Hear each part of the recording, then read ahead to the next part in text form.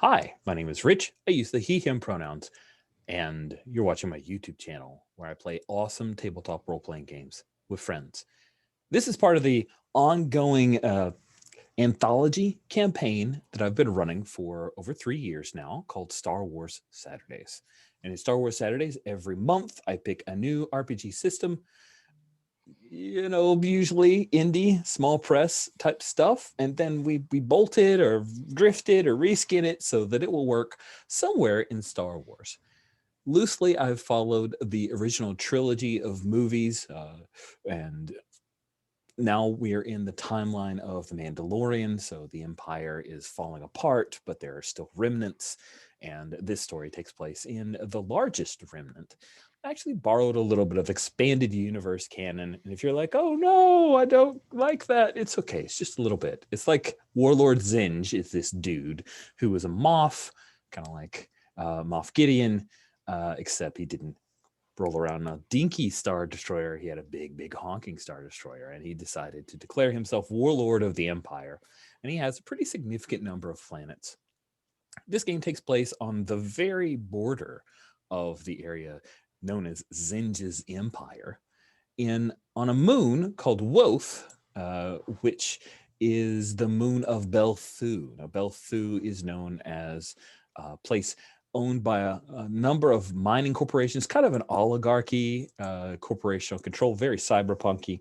And Woth is even a step below that in that the folks who come to Woth, this lunar colony, first of all, the air is not breathable on Woth, so there are domes under which all the folks live. And the people who live here for an extended period, because of the lower gravity, they often will suffer bone density problems, and the idea of coming to Woth and leaving is problematic at best. Now, while Belthu and Woth are not officially under the control of the Empire, there are a lot of peacekeepers, stormtroopers who just happen to be here, who've contracted to handle. They're just like security contractors. That's fine. That always works out. And so the people of Belthu and Woth officially rule, but there is a large imperial presence, all who are beholden to none other than Warlord Zsinj. The game we are running, should probably talk about that, is MoonPunk, which is The Moon is a Harsh Mistress, the RPG. It's a Powered by the Apocalypse or Apocalypse Engine game, which was made to be played on lunar colony of Earth, and very kind of punk aesthetics going on with zines and all that cool stuff. And I've tried to reskin it, and we've done our best to just hold true to the ideals of MoonPunk, but just set it in Star Wars. So we have a few alien species going on.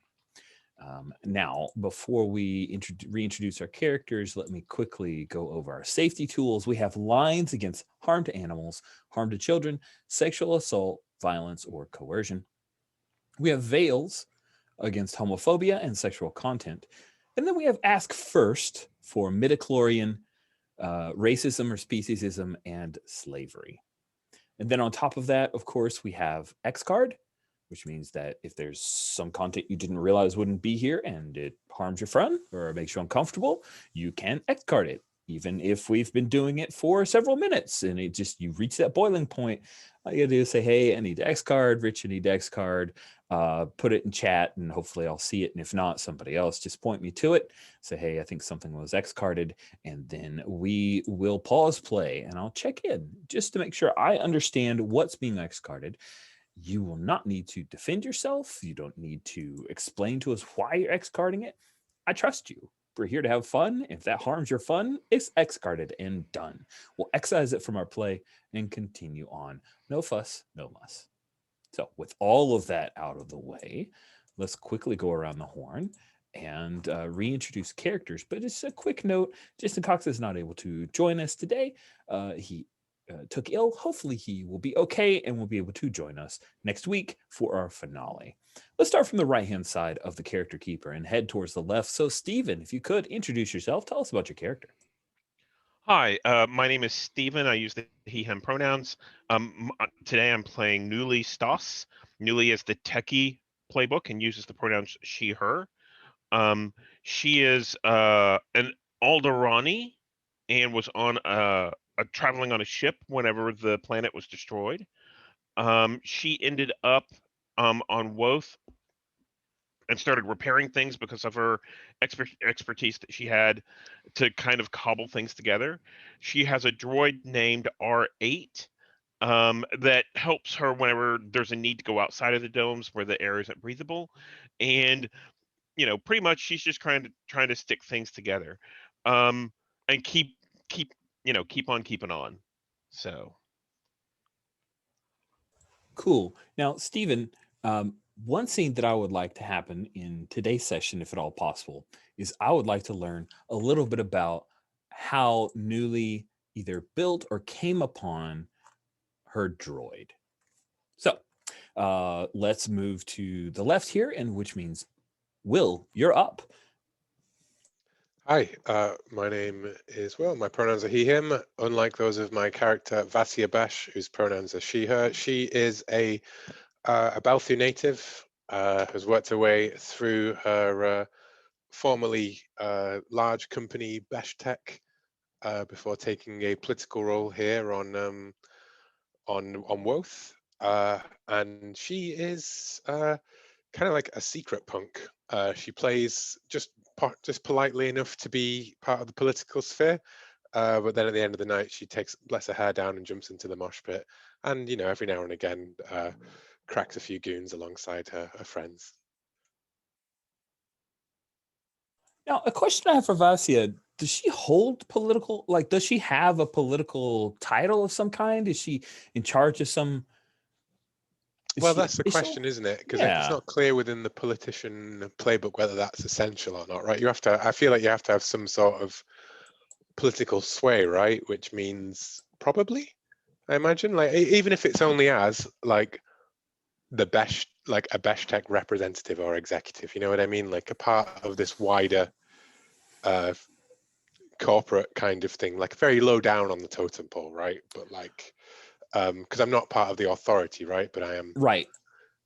I've got some sort of minor public office kind of thing, perhaps, Yeah, I like that. Let's say that you are in Praxis Dome, which is where most of this game has been set so far. We'll say that on Praxis Dome, there's a corporate advisory board that has some political sway and influence that you're part of. You're kind Oh, of installed on. Does that sound good? I know what I am. Oh, yes. What are you? I'm the community rep. I am the job that none of them take seriously, but I use it to extreme effect, right? Because it does have some official role. Nice. I like that better. That sounds good. Good call. Nice. Now, I was just thinking, in real life, how do they make such things absolutely powerless? So, yeah. Sorry, you were saying. Oh no, that's okay. I like that. That's a way better. I'm glad we found that. So one thing I would be interested in hearing or seeing, even if we reference it and learn it, is at some point during today's session, how it went when Vasia told her family that she was going to Wolf. Right? Like, because you grew up on Belthu and eventually went to Wolf. So I'm curious as to what led to that. No, I'm going to this dinky ass lunar colony and why. So cool. Yeah, I like that. Yeah, for sure. Awesome. Uh, All right. So let's tell go you now to. if you want. Oh, I will wait. Cool, I've learned that good things come to those who wait. So I will wait, but I do want to hear that. Francisco, you are up. Please introduce yourself. Tell us about your character. Hey, my name is Francisco. I go by Cisco. I use he, him pronouns. My character also uses he, him pronouns. I will be playing Tossa.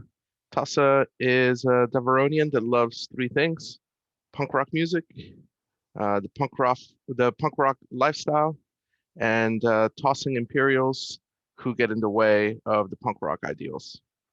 He is a career troublemaker and made a whole lot of trouble for the Empire on different planets, and never got executed only because he holds so highly to his ideals. Doing so would make him a martyr. The Empire decided to send him off to this lunar colony who also, or that also serves as a bit of a penal colony as punishment for what he had done before, hoping that he would never leave. The Empire also filed down his Devaronian horns, and he has ways to grow them back, but it's a sign of rebellion. He chooses not to. Nice. And then for you, Tassa, the scene that I would like to see as a flashback is I'd like to learn a little bit about Tassa, those moments after his horns have been filed down, and who was there for him as he dealt with the aftermath of something that's got to be pretty traumatic. Even if he's wearing it as a badge of honor, I imagine that there was some some stuff after that, I would think. Yeah, cool. So let's circle back, Will. You're going to kick us off with answering one of my questions. What is the answer, Vasia Bash? What was it like? Oh, well, Vasia's family is, in name only, kind of like part of, like proud. It's like Bruce. It's like Wayne Tech without the holding interest on the board, right? Like it's a kind of legacy thing, right? And they're not interested in anything more than safety, complacency. They saw what happened when they sat out the Clone Wars. They got absolutely destroyed by the new Empire coming in. This time they're going to take a side. Trying to play it neutral didn't work out. They'll work for the Imperials. It's fine. And Vasia, she saw the Imperial grip tighten here on Belthu, even as it loosened everywhere else with the rebellion. She doesn't want to see the Imperial hold on to this. She's seen the suffering among all the work groups and all of those things. She doesn't want to be part of that system anymore. But she can't do it in front of a family. So Woth is a place where she can take that small amount of power she's got and play it into something bigger. And also her granddad made Praxis, was one of the founders of Praxis Stone, right? Doesn't she have a legacy? I mean, sure, maybe he just donated some money or whatever, right? It's not a big deal. It's ceremonial, but you got to start somewhere. Now, Vasia is a pretty tricky woman. Is this a thing where there were fights at the dinner table and then Vasia left in a huff, or was this a thing where Vasia planned it all along and she knew where she needed to be, but her family was none the wiser to her? I think there was both, in that she, the original years, probably a few years before she came to Woth, there was a lot of that kind of dramatic confrontation and stuff, probably around the time of the Empire Strikes Back and the Empire, and the rebellions gaining ground and stuff, right? And then by, Endor was the chance for it to go one way, and then when Zsinj tightened the grip, that's when Vasia suddenly started to play the good daughter and made her plan to go away. Nice. I like that. And then the last question, which of Vasia's family members did she have the biggest conflict with about the whole Rebel Empire break? I think her younger sister. Who, if you have a name, I'm happy with any of that, but I think her younger... I don't, but I definitely want to figure one out. Her younger sister, Myrax. Myrax. Younger sister Myrax. Who is a socialite, is just happy to be a socialite, a public face, take the money, take the position, live the corporate exec life, Not even so much a socialite as like that TV show Suits, that kind of thing, a corporate kind of socialite, you know what I mean?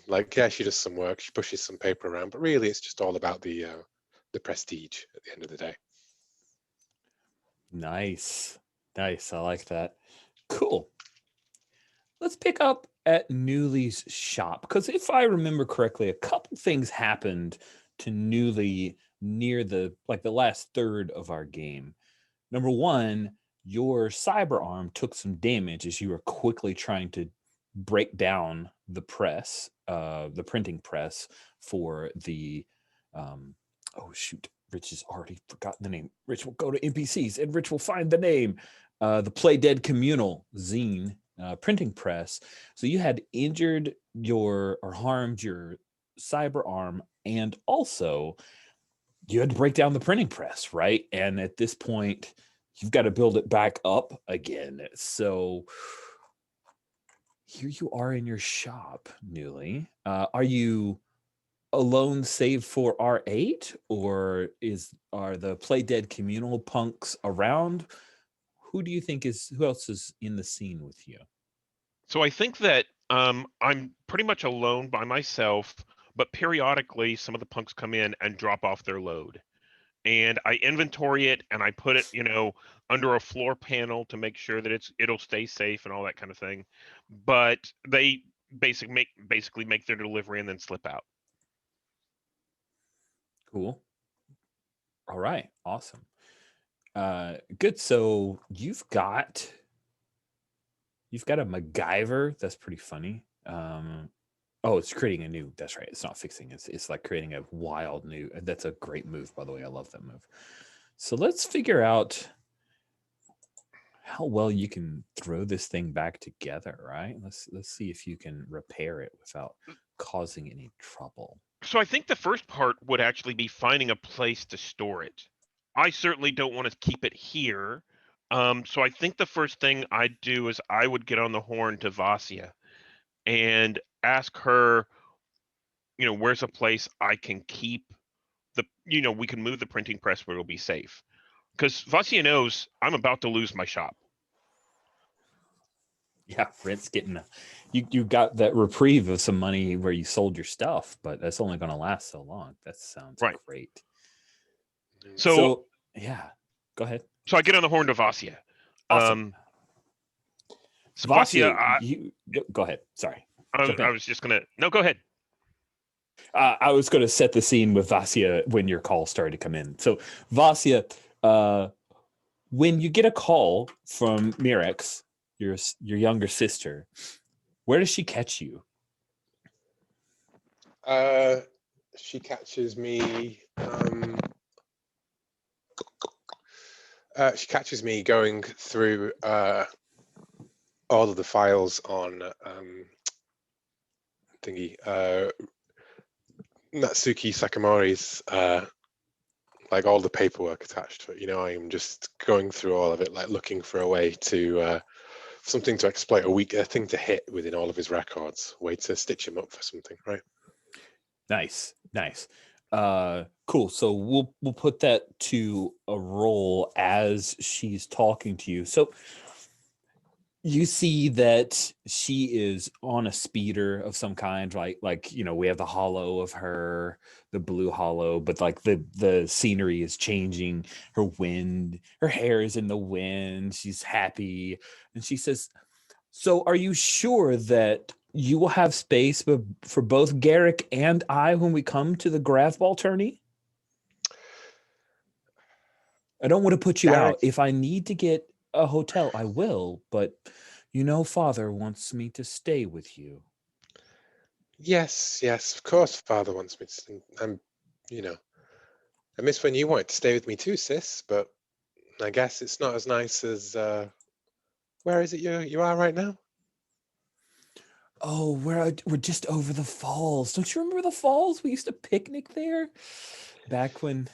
Oh yes, yeah, yes, I remember. Yes, with the Ithorian land groundkeepers and their work gangs. Yeah, I remember. But yeah, you can stay. Of course, Garrick. Yeah, I guess he can stay too. Good. Good. Okay, well, we'll probably jet up a day early if that's okay. He says that the Arboretum Dome is nice this time of year, so I guess we'll be checking that out. Yeah, you should really go to Tranquility Park. That sounds nice. It's not one of those things where you name it nice, but it's actually like a hole of poodoo. Is it, Vass? Oh no. It's a real good place. It's got great music, great food, great things. Oh, well, I'll check with Garrick. That sounds good. Okay, well, and then beep, you get the beep in that Newly is calling you. So anyway, and she's like launching into a whole nother conversation. Yeah, I've got to go. I'll see you soon, Mirax. Okay. Just let me know before you set off. All right. Sure. Okay, great. And I look at like the thing, and I'm like, oh, Christ, how many days away is that? Not not if enough. she's coming early, it's like very, very soon. Yeah, exactly. It is one hard move away. Yes, that's what I was thinking. It was in the indefinite amount of time, but close. Nully, what's up? So I have this, let's say, very hot machine I need to put together in order to keep the zine going, and I don't have any place to put it together. If I put it together here in my shop, it's going to become the property of, what was his name? Of Redar very, very soon. So please tell me you have a place you plan on putting this. We know it can't go into the bar again. I actually think it could go into the bar again if we really wanted. Well, if we put it in Possum's place, the Imperials would just come grab it again. I mean, I don't know that it's there. I suppose it'd be good to lay the heat down on. You're right, Nelly. It would be good to lay down the heat. I think, though, that your shop seems like a great place for it, don't you think? Yeah, I mean, it would be fine. The problem is that I can't keep up on the rent, and it's in danger here. Redar. Maybe we should have a word with Redar. Are you suggesting that you might get him to come down on the rent? I think so. Ooh, that would be fantastic. I'd owe you big time for that, Vasya. Hey. Anything for a friend, Nelly. Anything for a friend. Yeah, thank you. I love how Newly is offering some Toddstoffel when it's really the communal that should be like, oh, and Vasya. Yeah, you put a greedy landlord in front of me, and I'm like, yeah, let's take him down as well. Well, if you don't mind, Vasya, you work on Redar, and I'll get to work kind of setting up this setting up the printing press again. Sure. Yeah, I will. Yeah, I need a moment away from Rika's stupid brother, so I'll go and deal with Redar. He's a much simpler piece of poodoo. Let me just well, I suppose I should see what tosses up, and then I press the button, and I see the reports of wanted jailbreak kind of thing. Criff. Sweet. So we realized that, of course, Tassa wasn't there. I guess, Vasya, you were at your flat maybe when all this. Yeah, I think I was there. I was in the place that Mirax was going to be staying at, and I think it is actually. It's got one very well kept entry room, and then everything past that door is complete chaos, clothes all over the place and everything. And she's just sat in a hammock, but it's Star Wars, so it's floating between two energy tethers instead. And she's got a half-empty beer in her hand while she's been reading these things and doing all this talk. And now she's leaning up out of it oh my God, Tassa, what have you done? And yeah, that's it. You get the screed of the announcement of what's going down, and sure enough, you recognize Tassa because you see this Deveronian, this hornless Deveronian. So let's check in with Tassa. I'm kind of imagining that maybe you're having to lay low a little bit. You're not that crazy, right? Where would you lay low at? I think I lay low wherever Vasya puts me up. So codependent. Well, and some of it is also just financially. We had set up at the beginning that Vasya financially provides for Tassa and gives him a job and everything. So Well, then I might be like in a big common room with some other people who help each other, you know. yeah, maybe you're in with some of the communal. Yeah, Right? I think that makes sense. Yeah. But it was definitely Vasya who like introduced me to this place and like got me a home essentially. And I think you entirely, rode the wave of your champion, of your heroism into the communal's safe house, and Vasia's had no idea, and it's like, oh my god, what's happened? yeah, right at this moment for sure, Vasya has no idea, but I have several Ithorian friends now, several more Ithorian friends who are very, very So proud and happy with what I did. who took the couch, Tassa or Krombon? Because the other one has the floor. I think I took the couch for sure. Yeah. Just being bigger, yeah. The flashback to Tassa and why he remains hornless. Do you want me to do that now? Yeah, Take it over your man. way. Maybe it's a Cool. dream or something that we have as you're asleep on the couch. I see it more as everyone is patting him on the back and giving him attaboys, and eventually everyone retreats and he just has a moment to himself. And Tassa doesn't have very many things to his name, but he does have this necklace, and we see a flashback of Tassa causing senseless violence in one planet, and the imps picking him up and taking him in one of those prison ships to the moon, and they assign him to one of Vasya's family's mines, or maybe some of the other mines on the moon. And there are several non-humans there who have had, well, first he has his horns filed down, and that's a pretty intense scene where there's a lot of screaming and sparks flying, and a filer that's used very I similar to imagine like, it's like almost looks like a sci-fi hand sander kind of deal that just like, yeah, oh god, yeah, that's got to be gory, very right? Star Wars and / Hellboy. Nice. Yeah, and he gets assigned to mine with several non-humans who have had something about them taken away. So there would be like Ithorians, for example, who have had their voice boxes taken out, like what causes them to make that Ithorian scream, and several other Zabraks as well who have had their horns filed down. And in the mines / jail, there he meets. Oh, there's also there several mutants, because that's something in the world of MoonPunk that there are. There's people who are deformed because of the way the moon works.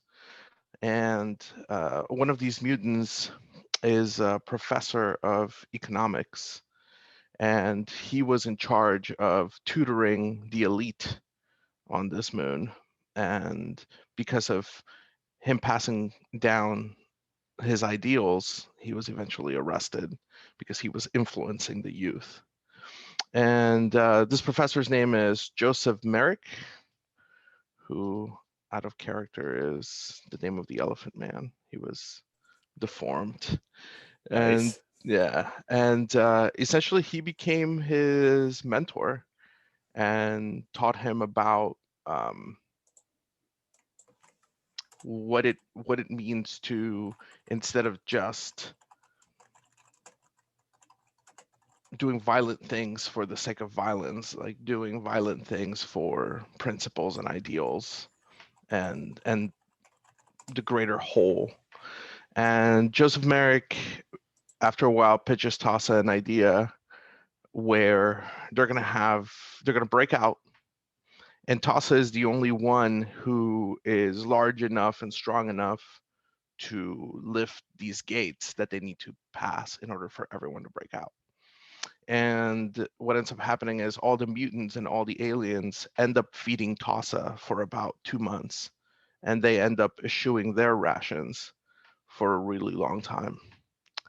And he doesn't want to do it, but he understands he has to for the greater good. And so he's watching the people that he works with become more and more emaciated until it's the day of the breakout, and he goes all bend bars, lift gates on this gate, and they break out. And of course, Professor Merrick doesn't make it and dies on Toss's arms.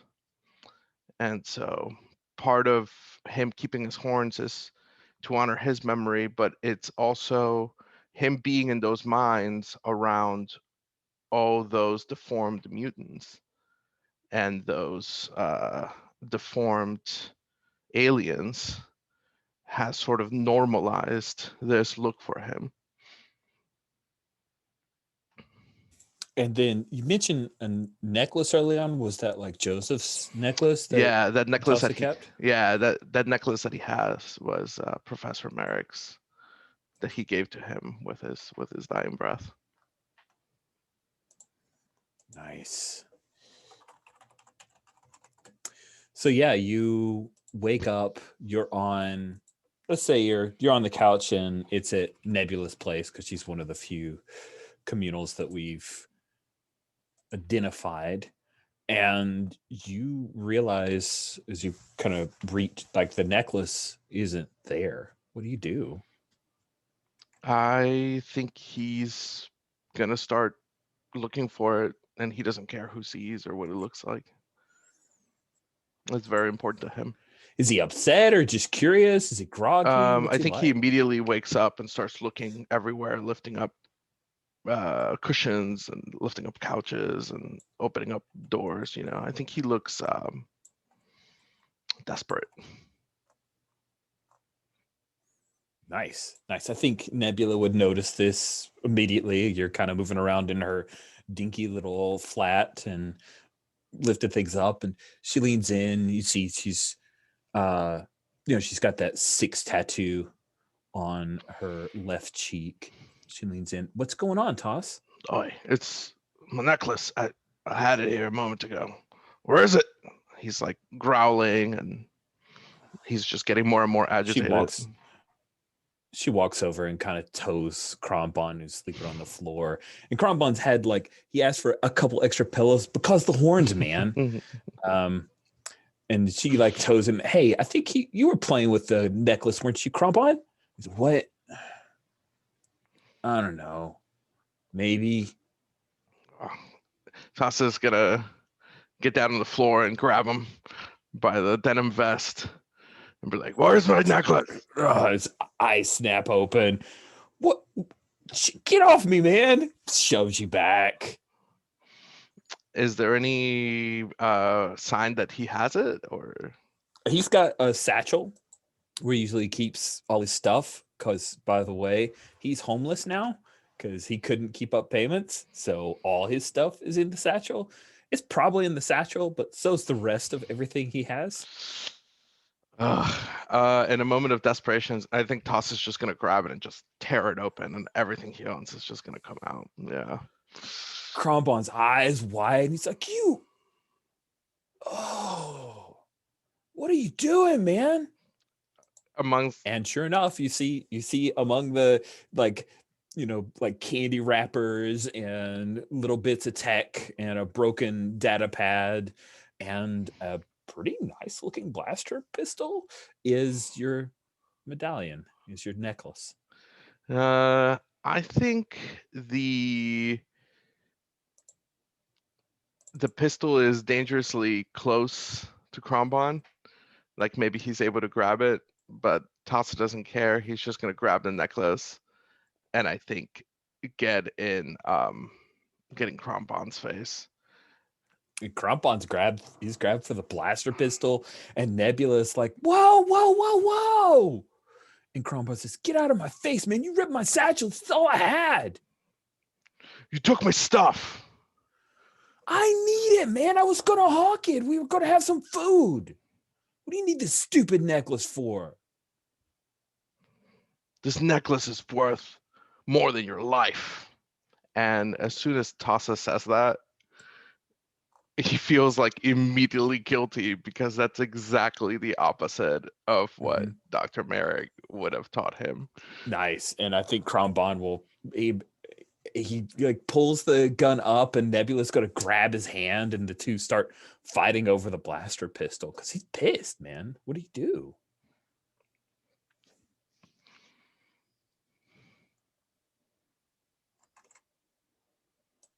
I think that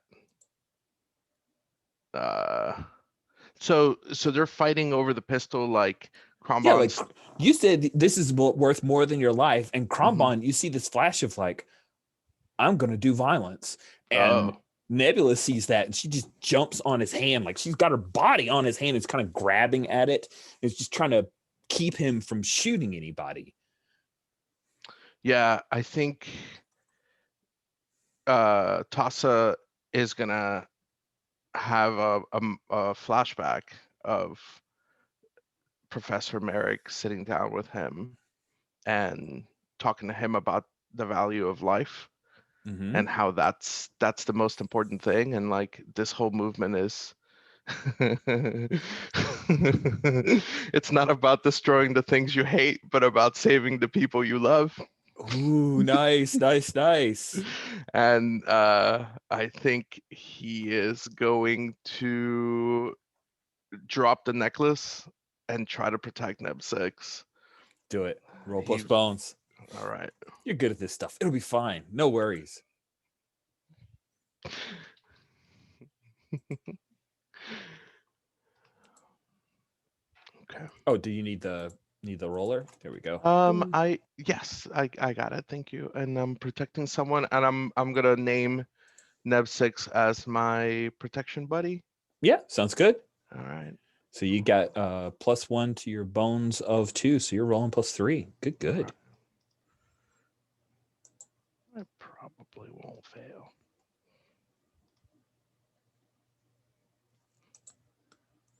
Oh, that Okay. looks good. Yeah, 11. Nice. So on protect someone, on a 7+, you protect them, but 10+. Okay, so you protect them but take harm. On a 10+, you can add an extra effect. Okay. So do you see the move? Yes, I do. All right. I am going to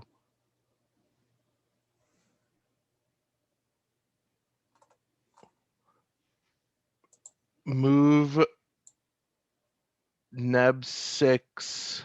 Well, yeah, I guess yeah. I'm gonna protect her, and she's no longer gonna be the focus of his violence. And I'm gonna square up, and he's gonna face me, and Neb 6 will be safe. Okay, so you're squaring up. Mhm. And here's the thing, right? Like on a 7+, you protect them but take harm, and you're going to square up, which means you get shot, right? That's the harm. Yeah, I'm gonna get shot. And this is a weapon made to kill, so it Oh, is 3+ harm. I'll say it's a blaster, so we'll say it does 3 harm. Okay. Do my wounds heal normal? Like, how does healing work in this game? Oh, that's a good question. So, I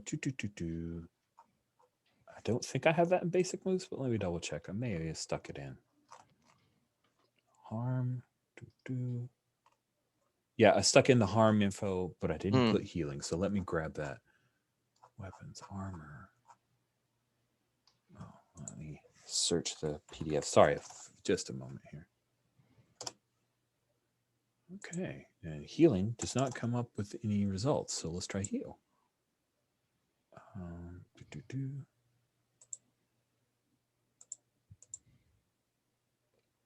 Well, lab coat's got some moves to heal, which you don't have your lab coat, mutant, rocker. I have a move to heal, but it's a techie move, right? So it's replace stuff. Okay, moderate wounds, 3 to 4 harm, moderate wounds, an injury which will heal naturally with time or attention. So it does, but you may give the player a temporary tag. So that's what's happening. You'll have a moderate wound. Were you asking because you had previous wounds? I did have previous wounds, so I had 2 minor wounds. So can we say that maybe one of those has healed? Yeah, it says you'll walk it off. So I think Okay. you're good. This is just going to put you up into moderate. Okay, so we're gonna say that the 2 minor wounds I had both healed, and I'm taking 3 damage now. I mean, maybe one of the bruises is yellowed, but it's not giving you any effects anymore. Okay. Yeah, I'm in the moderate, and I get shot. Yeah, you get And, shot and you square up. Yeah, so he shoots you, and there's a moment where he's like, "Oh, poodoo, I just shot a dude." But then he realizes you square up, and he like rolls backwards and still has the blaster pistol. He's ignoring Nebula. It's like you and him now, and you get this vibe that like he's going to defend himself, and you are Tassa, so you've beaten him before. You're standing amid all his stuff. His back's against one of the like the little auto chef that Nebula 6 has in this little 1-bedroom flat. And so he's there, and he's got the blaster up, and he's like, "Just back off, man. I don't want to hurt you." okay, I think that we get another flash of Tassa looking at the necklace. He's gonna be like, okay, look, things are just getting out of hand. But just put the blaster down, man. And he's gonna try to de-escalate the situation. Ooh, nice. I think you're trying to influence somebody, so roll plus presence. Right.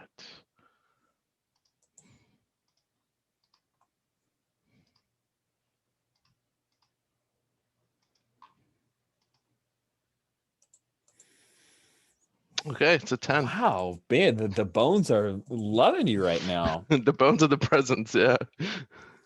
And he, you're like trying to de-escalate it. He doesn't want to do this either, because just give me my stuff, man. Nebula's like, you need to get out of here. Get the criff out of here. No. Nebula, look, he's one of us, and he needs our help. And I think Tassa is gonna give his back to the enemy, and he's gonna gather all his stuff, and he's gonna give it to him. And he has a necklace, and he says, I think the man who gave me this would want you to have it. Wow. Yeah. And Crumbon doesn't know the story of this, so he looks at doesn't. you, he looks at Neb, he grabs the stuff, he kind of shoves it in the ripped satchel, and then the last thing he takes is your necklace, and then he shoves that in, stuffs the blaster pistol in the back of his pants, and he heads out. He's leaving. He's going to take your necklace, man. Well, as he's grabbing the necklace, if I could just back it up a little bit. Okay, so and then he reaches for the necklace. He reaches for the necklace, yeah, and on camera we get a shot of like the same shot as like Jesse the Body Ventura and Schwarzenegger holding hands, and both their ripped arms are like on the screen, except he's grabbing the necklace, right? And I hold him, and I said, he tells him something that Joseph Merrick told him with his dying breath. Actually, he says that symbols are important, and symbols do more for people than anybody realizes. He says, you can have this, but knowing the story of this, it's going to mean more than, it's going to be worth to you more than selling this. And he's going to let it go. And as he's leaving, he says something else that Professor Merrick told him, which is, no one is meant to live alone. You have a home here, which is what he taught him, is to be part of the commune, the group, the collective of the mind mutants. And I think I'm trying to influence him to stay. Ooh, gonna influence him not to run off and be by himself. All right, I think that's a whole nother role. Like that's a different thing. De-escalate versus like stay here. Yeah, I think he's trying to espouse Professor Merrick's philosophy here and try to apply it. All right, let's see what happens.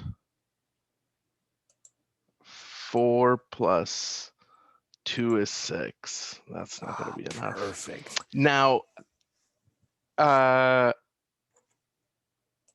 mean, I think maybe a failure would be more interesting here. I think so too. I think so Yeah. too. Yeah. Yeah, I'm into it. I mean, a success would have been cool. A failure is also super interesting. So I think so too.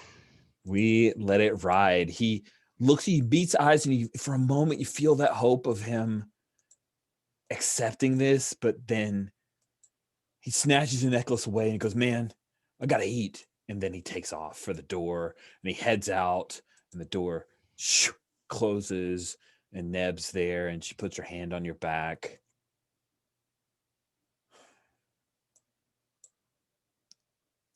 I'm sorry. I didn't know the necklace meant that much.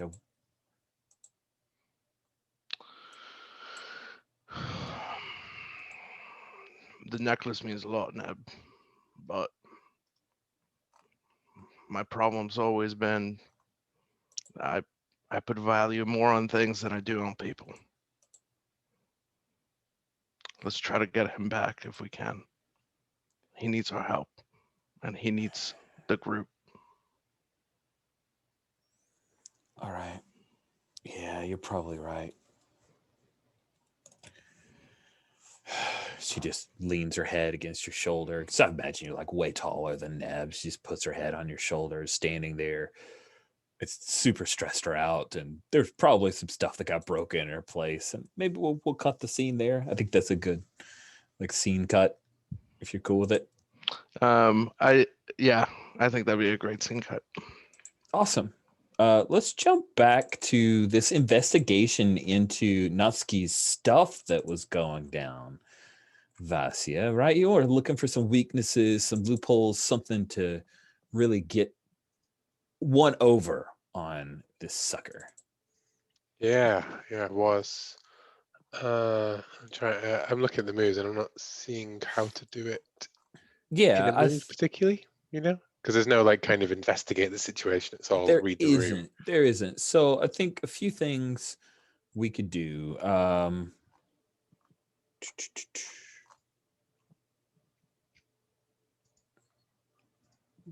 Yeah, I don't think read the room is like the closest. But then Act Casual's trying to pull off some shady stuff unnoticed by others, and you're going through files, so that could be a way we get there. I mean, or maybe we don't even give you a role, and I just hand you some ideas around this, because you doing this stuff is way cooler than. Yeah, I'm fine with that. I don't. I actually looked through the rules, all the different playbooks for that kind of move, and there isn't really one. So like, whatever you give me, I'll immediately do something off that, right? Although I was wondering if we wanted to put. That was more set dressing. Perhaps I do need a breather, and I need to go find out what Redar's up to instead. It's up to you. Well, yeah. So here's what you get. Most of the stuff that you get access to, you scrape publicly available, maybe through a couple channels, not completely publicly available, isn't like, it's obvious it's been clean. Like, this is, we have the public face, and then it kind of reminds. Sorry, this is a stupid non sequitur, but to illustrate a point, way back in the day, the first RPG that I got to play with other live human people was Oriental Adventures, and one of the players was playing a ninja. He had a character sheet that he would keep out in the open, that was a Shugenja, the magic user. Then he had his actual character sheet of the ninja character sheet, which he and the DM knew about, but no one else did. And he would like leave the room and leave his character sheet out with the Shugenja stuff, hoping people would look over, and because he was a sneaky little bastard. You get the inkling. You get the inkling that you're looking at the Shugenja character sheet for Natsuki, but you also know that the Sakamari family has their own private dome. It's not on any maps, and that's what you find out, is that they've got a dome. That's where Natsuki stays, as well as Rika, whenever she's not, public and out being Rika Somyeon. And that is the best place to try to get any kind of dirt on either of them. I like it. Yeah, it's just because it's always tempting for me to just use that incumbent thing, and just it doesn't matter what the truth is. I just lie about it and make it the truth, right? But cool, I like that. I look at that and I think, that might be good for something for Tosser. Maybe if we could slip him in there somewhere. Maybe get our hands a little bit dirty. You know, sometimes you have to get your hands dirty to find some dirt. That's what happens when you go digging, right? You get your hands dirty. But That's in the very meantime, thoughtful. yeah. In the meantime, I think though is you know, I've got the pressing urgency of radar, Clayon's, you know, jacking up of the rents, and the need to find a solution to that for the printing press. So what I think I'd like to do is use my new move, social call. I know people in a lot of places. When you drop in to see how they are, I can get the latest rumors and roll plus presence. And I think the person that I'm dropping in on is Noru Tori, the Dome Council member who lives near my block in a very nice penthouse apartment, whose ethos is it's okay to bend the rules if it helps the Dome. And perhaps That's might be right. someone who would know about Rita jacking up the wealth, you know, if there's anything more behind that than just pure greed. Oh, And yeah. you know, he'd give me more of a sense of the thing. So I will roll plus presence with social call. Perfect. I nearly took one of the guildy moves that's like, you know, people in different guilds, but it doesn't say plus like I had a look at the guildy playbook and there's a bunch of moves that seem unfinished, like they haven't got plus tags on any of them, you know, and it doesn't actually Interesting. give you the rolls. It says like roll and you get a +1 or whatever, and it's like, but roll what? You know what I mean? Like there's no result on the 7 to 9 or a 10 That's plus, just weird. roll. Yeah. I must have read it like a dozen times and not seen it. And then as I went to type the move out, I was like, oh wait, no, that doesn't. Yeah. But anyways, I thought I'd mention it while I remembered. I have a note, and I will follow up with games designers and Because say, I know "Hey, you're like, this is I know okay." you're like that. I love it. Like, you know, they're happy to hear fixable stuff. I would hope. God, my first fail. XP on a fail. Yeah. Yeah, nice. Roll plus presence. On the 7th time, they're hesitant to talk, but will drop a vague hint. On a 10 plus, they'll tell you something interesting and valuable. So you head to Noru Tovi's place. And Noru, I mean, look at him. Look at the picture of him with this like high neck, beautiful, stylish frock kind of cloak thing. And it's got that white bold stripe that comes down. I imagine it's one of those that like stops at the midriff, but it keeps going down in these cool tails, right? And you head in, and Noru is there. And hold on. Okay. Can you guys hear me still? Yeah. Oh, I can't hear you guys. That's what happened. There we go. All right. Sorry, I hit the button thing and I was like, I either muted myself or something. Okay. That's his normal, like his favorite frock. But when you come in, Vasya, there's of course a protocol droid that answers the door and then announces your presence. And you walk in and you hear the thump, thump, thump, thump, and this sound of like zzz. And when you come closer, you see that there's this like set of windows that are all like, it's not even windows, right? It's that same thing that you see in the hangars in Star Wars, right? It's just one wide open thing that overlooks not the dome, but outside the dome, out to the like lunar landscape. He doesn't even look at the people, and he's on this treadmill. He's just like running, and he's dressed and he's sweating. It's obvious he's been working out for a while, and he's very handsome, right? He's got a beautiful sculpted frame, probably had a few enhancements to make him look even better than he is. And he's running on the treadmill, and sure enough, there in the room is your sister. And she's just drinking a bit of wine. And the protocol droid announced you, right? And sitting right beside your sister is none other than Garrick. I don't have a picture for Merrick yet, but I had a picture that I thought was perfect for Garrick. doesn't he just look like he's got a super punchable face, right? He's got this like Totally. perfectly manicured, like it's not a beard because it's been sculpted to look beardish, and he's got the hair. It's everything is just so coiffed. And he's got that little brow shave. Like, what even is that? So Garrick's He's there. The two of them are just reclining on this couch, and your sister looks over. Vass, how did you find me? Miri. Oh, well, I knew that you and Noru here go so far back, and I thought I'd pay you a little surprise. Oh, that's great. You totally play it off. And she gets up and then she hands her half full glass to Garrick and walks over, and she does this walk, right? Like the walk with the hands are like, and she comes over and she does like like this and this, and she kisses the air. She doesn't even kiss you, kisses the air near Oh yeah, your and as she cheeks. does that, I go, and then I just smile at her and then give her a big bear hug and lift her off her feet and pop her back down on the couch. Oh, she's surprised at first. It's like a moment of stiffening up, like, oh God, is she going to hurt me? And then it's obvious that you're not going to. And she doesn't really enjoy that, but she's not going to complain because that would be weird. And Oh she yeah, says, what oh are my God. sisters for?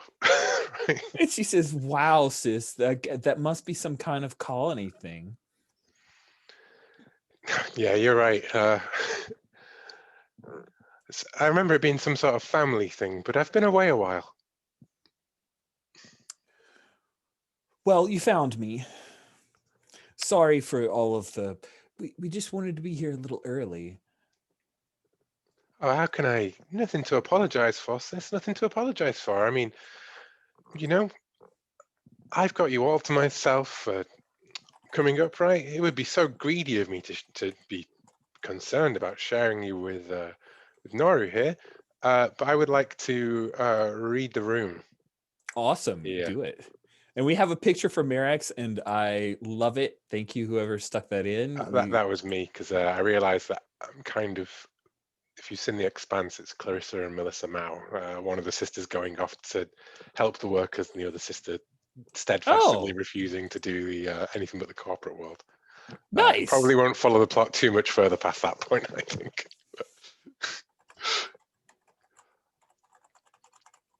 That is an 8 on my read the room. So Okay, I get think to you get a ask question. 1.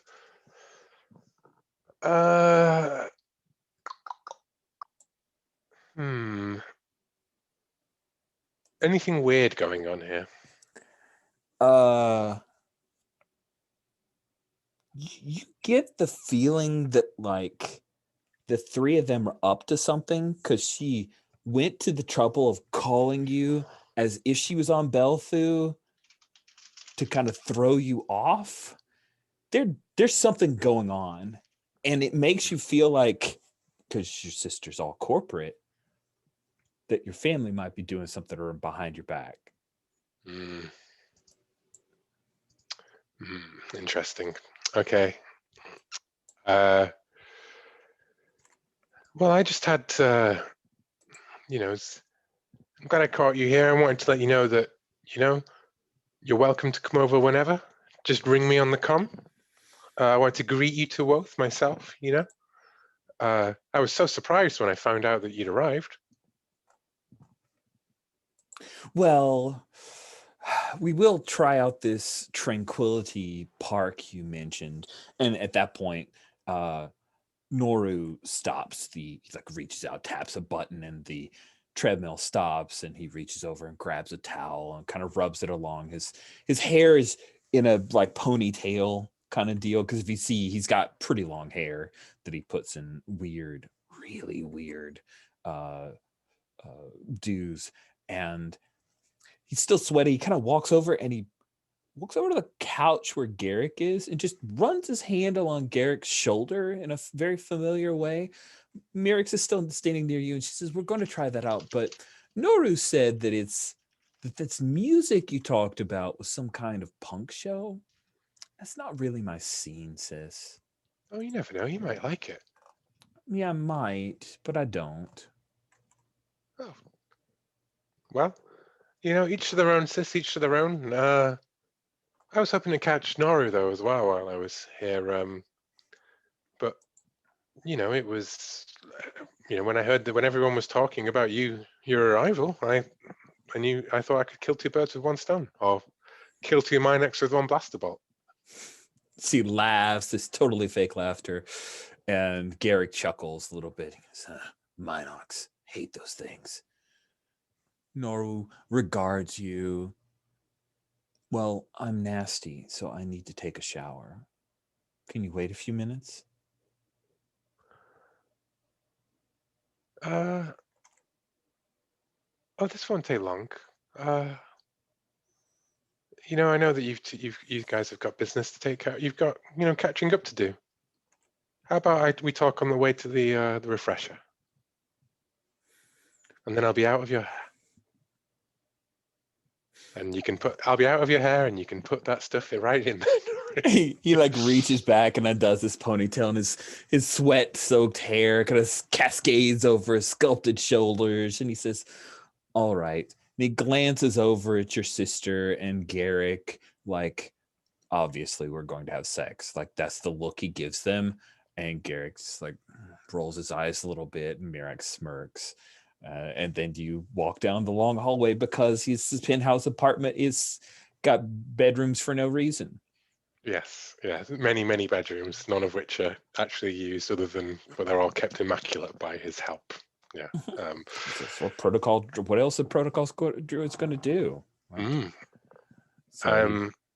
Yeah, and I'm like, so Noru, like, I didn't realize you and Mirax and Garrick were so close. Oh, we're very close, but I'm always open to new options. Well, maybe when Mirax has always been so jealously possessive of her things. Really? She seems more than happy to share Garrick. Oh, well, And then sisters. this door slides open. You see this expansive bedroom, and there's this like huge king size bed, but it's just him and all the like floating tables and art that's up on the wall. It's like shades of black and white. Like everything's done in stark black and stark white. And then there's kind of an undertone of like grays that make sure everything is still pretty hot. And he starts removing his shirt just casually. Oh, yeah, well, to the refresher. Yeah, well, I was even going to suggest that this conversation carries on whilst he's in the refresher, right? Like Okay, some sort of like sounds... super, fancy, posh kind of ridiculous, like sonic shower type thing. Oh, right? It's totally sonic shower. The way that it's shot is like you can't see like underneath his neckline, right? But like the pattern is like revealing transparent, opaque, transparent, opaque, yes, transparent, opaque. Yes. So like I'm from so the here for shots, that. you can never see it, but to Vasya, it's clearly just like being in the room with him showering. But because it's a sonic shower, he can carry on drinking from his finally, his Of big course. fruit smoothie or whatever it is, imported Yes, at vast expense. He does. Yeah, and he's passed one to Vasya as well, of course. Perfect. Yeah. I would like to. I'm not sure if this is appropriate, but I would like to try and use mudslinging to apply a tag to him to knock him off balance, right? Which is indiscreet. And what I'm doing is I'm actually saying that my sister, like her presence here and all of this and their little relationship but how do you think I knew how to find her? Whatever. She does love to swim in deep waters, but she just splash around a lot. She makes so much noise. Like, is that okay to do? Yeah, I like it. I Yeah. like it. You're making this fine, upstanding Noru Tovi suspicious of your sister's methods and also her lack of discretion. Yes, discretion. That's the word. I was thinking subtlety, but discretion's way better. And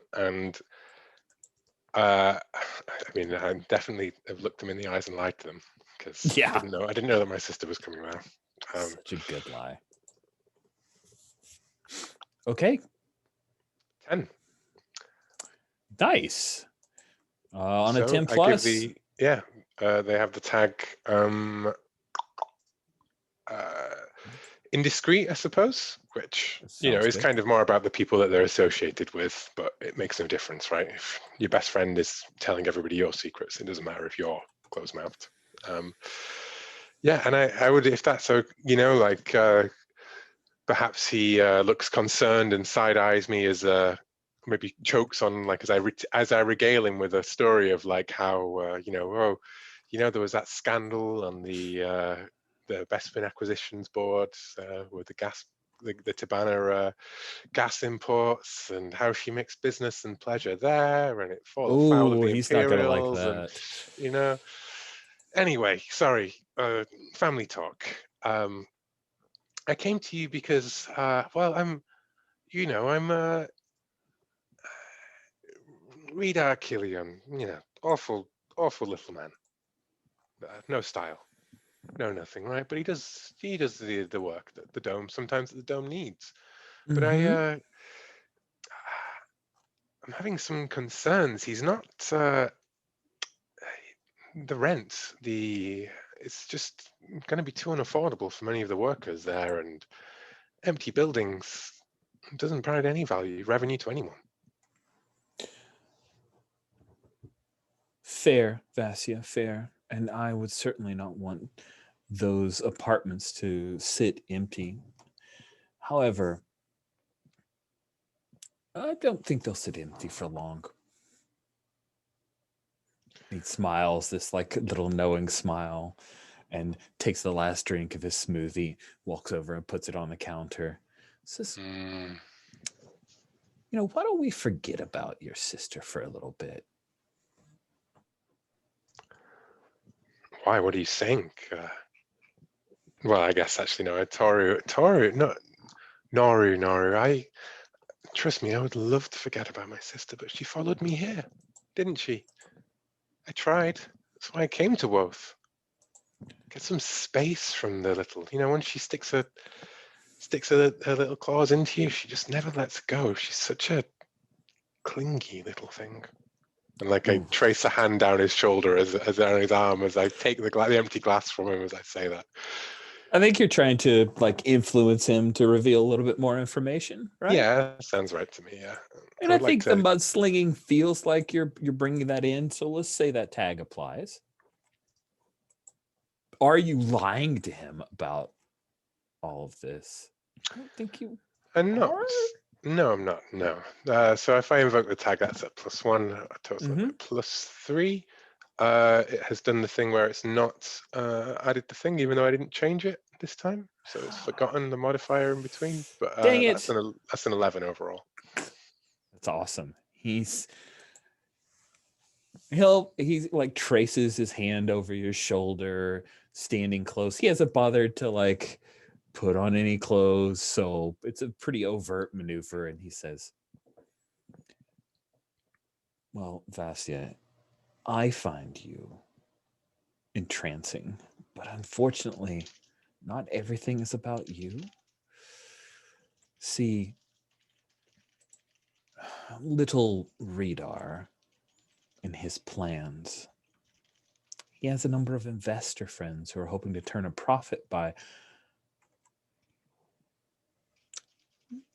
reusing where those buildings stand for new, better places to live. Oh, executive accommodation, you mean, Tori? Corporate executive accommodation. It turns out that the mines are turning quite a profit, and there is a little bit of an interest in some tourism, grav tourism, Oh yes, well, definitely, and but and it doesn't seem. I can see why you must be going behind, around the board on this. bringing the rents up and, looking to redevelop the area. That's the only reason you can have my sister in. But I understand it's okay to bend the rules if it helps the dome by making it better. Yeah, of course. My only concern is that, well, will it really help the dome though? Because, those workers, they still need to be here. They still need to work here. That's why they're here in the first place, right? And if they can't afford the rent, then they become more of those homeless people. And what's it that Sakamori always says? Good and safe place to live means wealth and absence of the evidence of poverty. And we get rid of those workers' accommodations, and there's going to be so much evidence of poverty. We're not going to be able to. They're not going to be able to go back in their boxes. A fair point. Vasia, why don't you and I work together? I think that we can partner with Nannykins or Belly Dome.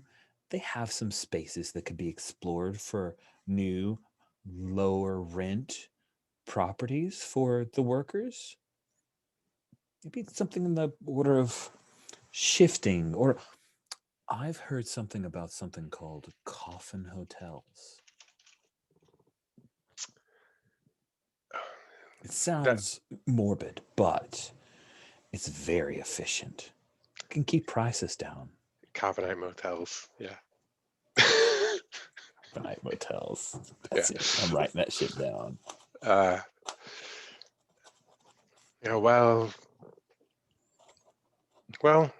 Noru, I hope this works out better than Mirax's last deal. But don't worry, I won't tell her that you told. She just like to keep her secrets.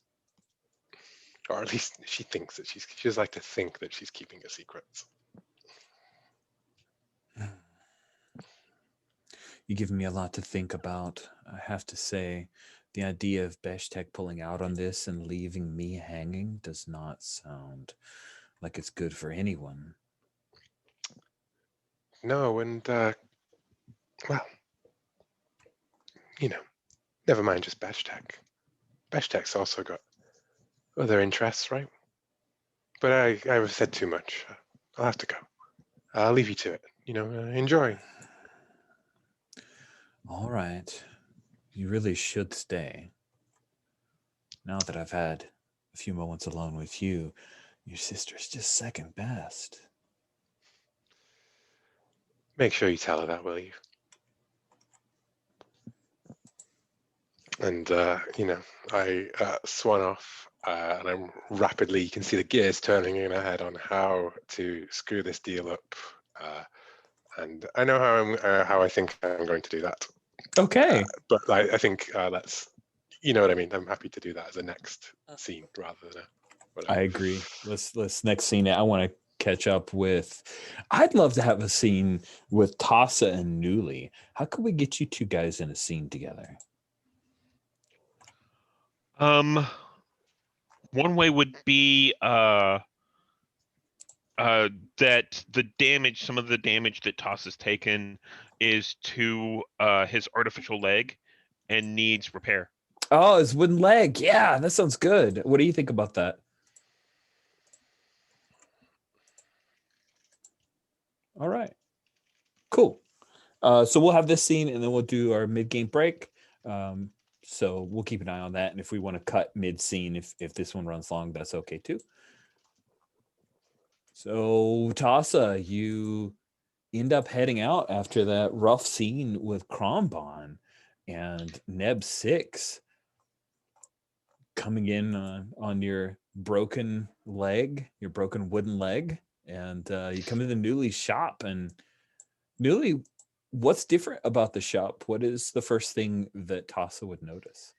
So it's a lot more sparse than it has been in the past, because a lot of the stuff had to be sold off, at a cut rate price. And I think that whenever Tassa comes in, he's having to use kind of a crutch because the leg isn't, operating correctly. Yeah, Tassa's gonna come in limping and using that crutch, and the leg is probably like sparkling and not looking good because it's half wooden, half metallic. Yeah. I think that Newly kind of turns to Tassa and is like, "Oh, you know, just who I was looking for. I needed some help.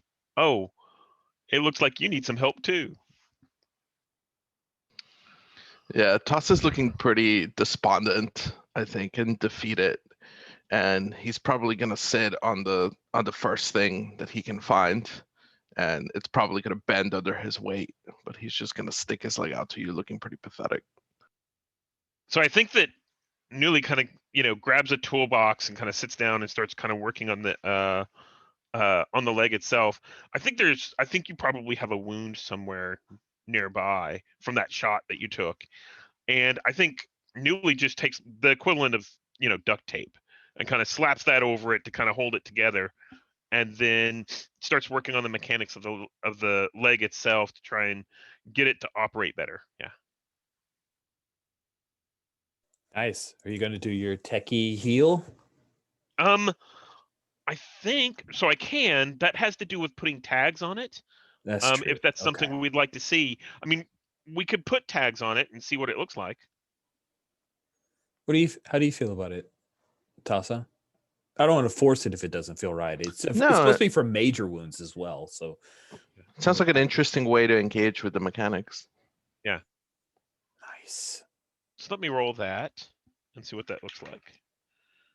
I rolled a 5, but it's plus smarts, which is 2, which makes it a 7. Okay, on a 7 to 9, you're not able to remove permanent injury effect tag, which we're okay because we didn't actually escalate to that point. You get another tag of your choice to the enhancement that also stabilized they were dying. Let's say that we can heal you. Hold on. You're able to modify this. So we'll say that it can bump you to minor harm. So the heals up the moderate, and you can add a enhancement tag, right? So what do you want to add a tag to this leg? How about if basically it's overcharged, so you can at will, if you want to, hit one of the pistons basically, and it would throw you forward, but it would damage the leg whenever you do so. So the tag would be overcharge. I like that very much. Yeah. Just getting the permanent because it's part of your leg now. That's fun. All right, sweet. Nice job, Steven. Yeah. And then I think whenever we get done with that, I tell you, Tassa, I was actually thinking I needed your help. I need some, muscle to put this thing back together, to put the printing press back together. And it's not going to be easy. I think that Vasia's got us a good place where we can set this up, but I'm going to need your help positioning it and getting it together. I think Tassa is going to see this as an opportunity to make amends because he feels pretty crappy about what happened earlier. So I think he's going to look happy just that he's going to be able to actually do something that's going to help someone else. I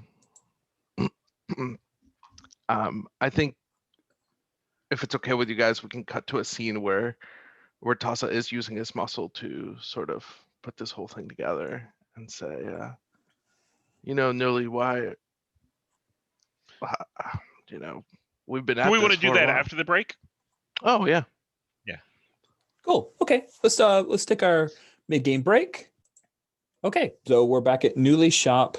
Tassa, you were getting your leg worked on, and that was pretty successful. You've got a cool overdrive or overcharged ability, which with the gravity here is pretty great.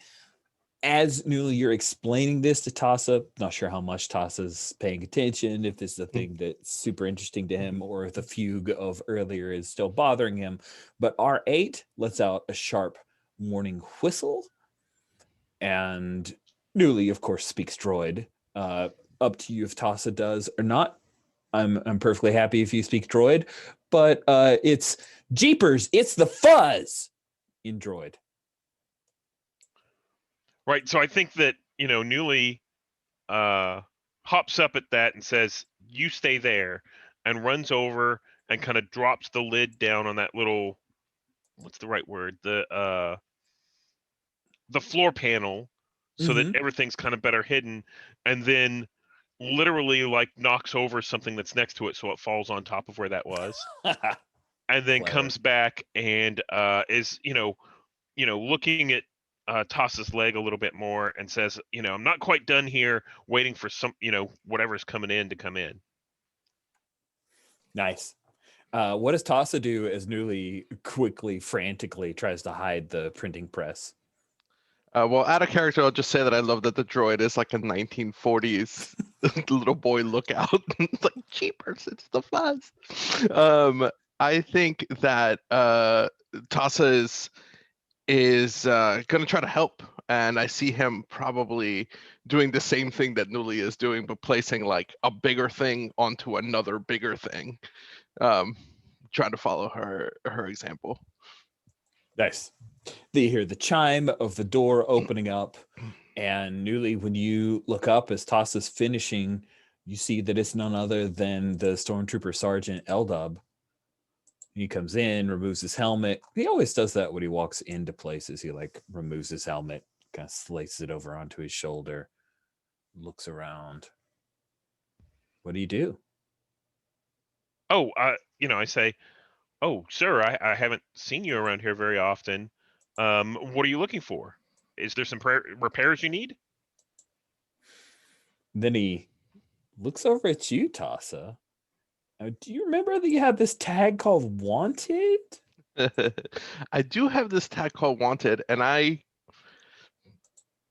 don't want to make it worse for everybody, but I think it would be really interesting if L-Dub was a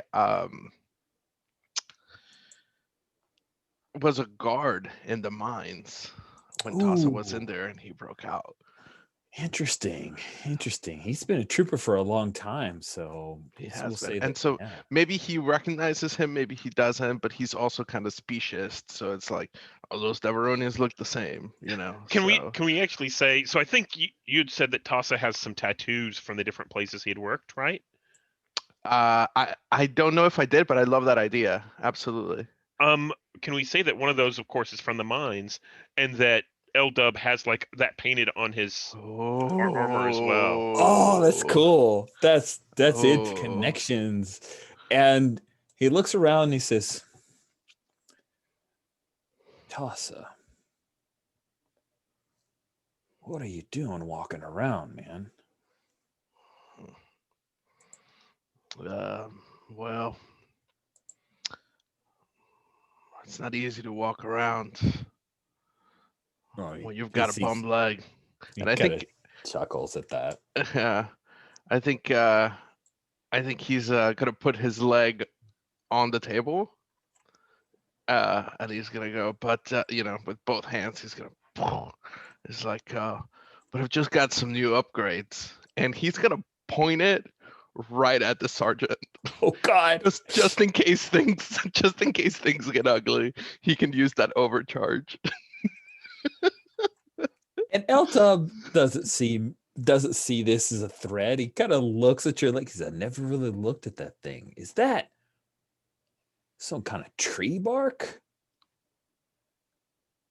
Well, some of us Deveronians like the organic look, Yeah. but you're familiar with the organic, aren't you, Sergeant?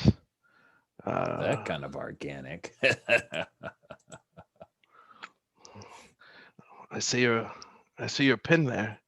You served in the mines of Wolf, didn't you? That was an overseer there, yeah. Got this as I don't know, a little present. Yeah. How many lives did that cost you? And I think Newly steps in at this point. She sees things kind of escalate, and she kind of steps up where L-Dub is like, "Sir, I mean, do you have any business, or are you here to, are you here for a reason? Because I don't want to cause any problems and make sure.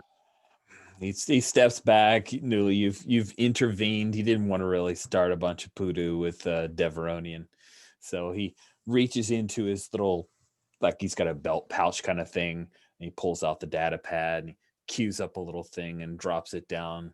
Says, "Gotta deliver this notice to everybody in this block apartment that the rates have gone up again, another 20%. There've been some new fees that have been tacked on. Yeah, Redar came by yesterday and told us about that. So, This is on top of that. and you see Newly's face kind of drains, and she's like, "It does what?" Yeah. That's why they put this on us. It's not fun. I don't like having to have these conversations with you kids.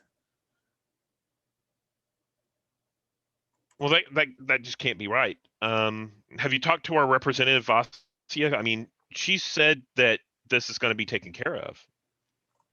Well, maybe she will take care of something, but if she doesn't, then you're gonna owe. He taps little thing, and a little number blinks up, and it's means another hawking a lot more of your wares trip, or you're gonna be short. And I think Newly kind of looks around the shop and says, "Are you sure you don't need anything? I mean, I can make you a good deal." Listen, kid. He puts his hand on your shoulder, and like, even though he's a carking stormtrooper, he's trying to put on this like grandfatherly air as he says, "There are a lot of domes around here. It's going to be so much easier for you if you move to Nannykins or Belly. I mean, rents lower. People need this kind of scrap that you've got. I mean, you're basically a Jawa." She kind of, panicked, kind of looks over at Tassa, kind of over his shoulder, like, we got to get him out of here. Oh no. Oh yeah, Jawa. Haha, that's funny. Does Tassa get an inkling on how you want to get rid of him, or do we have some sort of history that might? Oh no. It's just a look of panic between the two of us. Yeah. All right. So, just listen, Newly. I know a few troopers over in Belly. They say that their slot machines are breaking down left and right. You could make some really good credits there. You should think about it. Move on. Why do you have to put yourself in so much trouble to stay here at Praxis? Yeah, I understand that. I mean, I might have to do that. I mean, if you look around, I've already stripped everything to the bone to make the previous run. I don't know that we can keep this up. So yeah, I think your advice is good. I'm just trying to look out for you, kid. And he squeezes your shoulder. That he pats your leg. Tassa would. I used to be on this planet called Yelsane. Trees 400 meters tall. Crazy. Oh, I'll let you kids back to it. He reaches over and he's going to put his trooper helmet back on and just saunter on out unless you do something.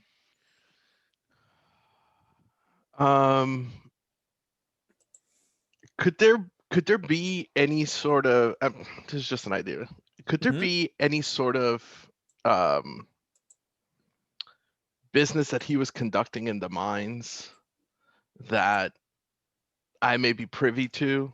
Oh, yeah. He was selling spice on the side to some of the workers who did extra favors, that kind of stuff. Completely like his own Tonstoffel in a way, but evil. Sure. I like the idea of, I know what he did, but if I expose him, I expose myself as someone who escaped the mines. Nice. And might get sent back there. Yeah, that sounds good. Okay. Let me look at the Star Wars name generator. I'm gonna say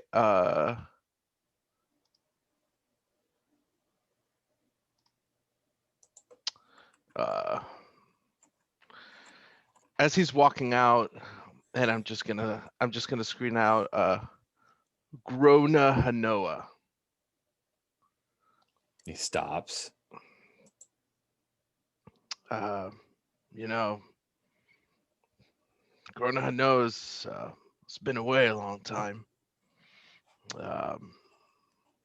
You know, you've probably never heard of them, fully knowing that they have heard of them. Yeah, they were on the run for a while for moving spice out of the mines here, but they're back. They're talking quite a bit, their sergeant. You know, they never did find who the person was that was helping them in the mines move all that spice. You weren't part of that investigation, were you? No, I wasn't part of that investigation. I wouldn't know anything about that. You wouldn't. Does the name Joseph Merrick sound familiar to you? And I think that maybe Professor Merrick, maybe it wasn't spice, maybe it was that element in Solo that that they introduced that was like very likely to explode.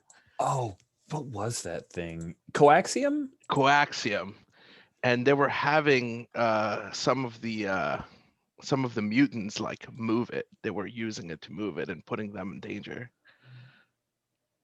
And I think it was the professor that convinced the mutants that they should do that in order to keep the peace. You know. Said, oh yeah, I remember.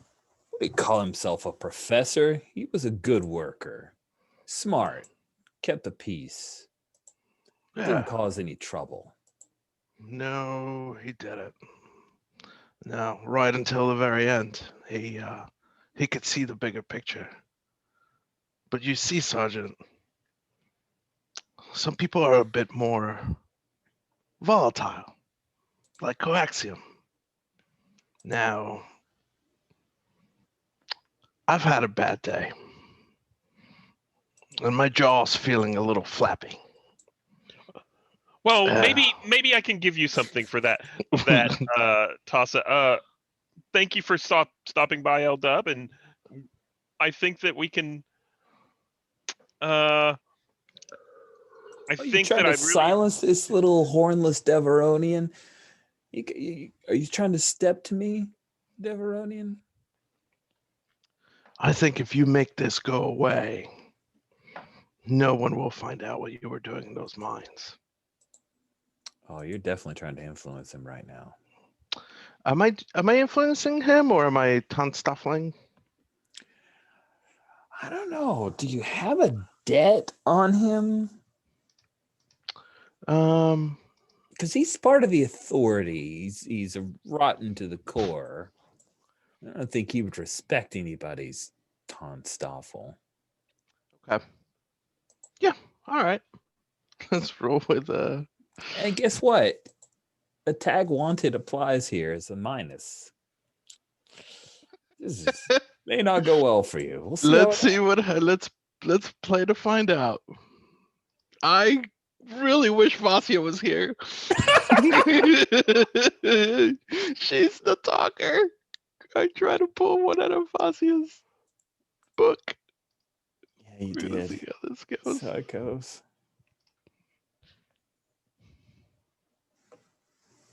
What? Oh man. So you had that's really an 11 because I had plus 2, but then exactly. -1 for wanted. Still it's okay. There's a moment where you think, oh, he's just gonna roll over, and then he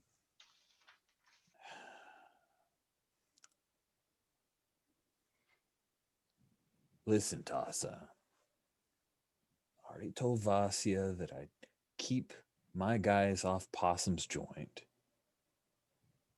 What do you want out of this? You want me to get you an actual carking leg?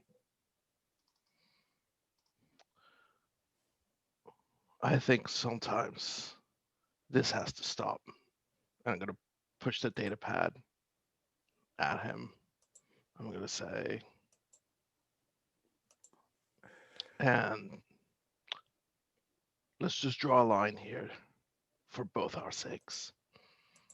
Nobody wants to know that I'm not in that mine, and nobody wants to know what you were doing in that mine. I hear you, Toss. I do. And I can make sure that my guys aren't around when Redar wants to toss all these people out of this place, but it's out of my hands. They're going to squeeze you for every credit you got, Newly. You and all these folks. I'm trying to help you out. I'm going to turn to Newly. I'm going to turn to Newly and see if she wants to take him on that offer. Of moving?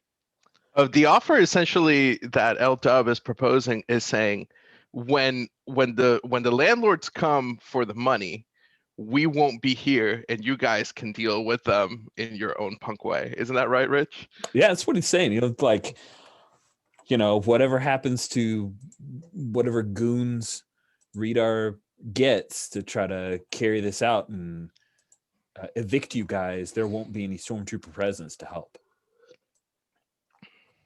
I think that's a very generous offer.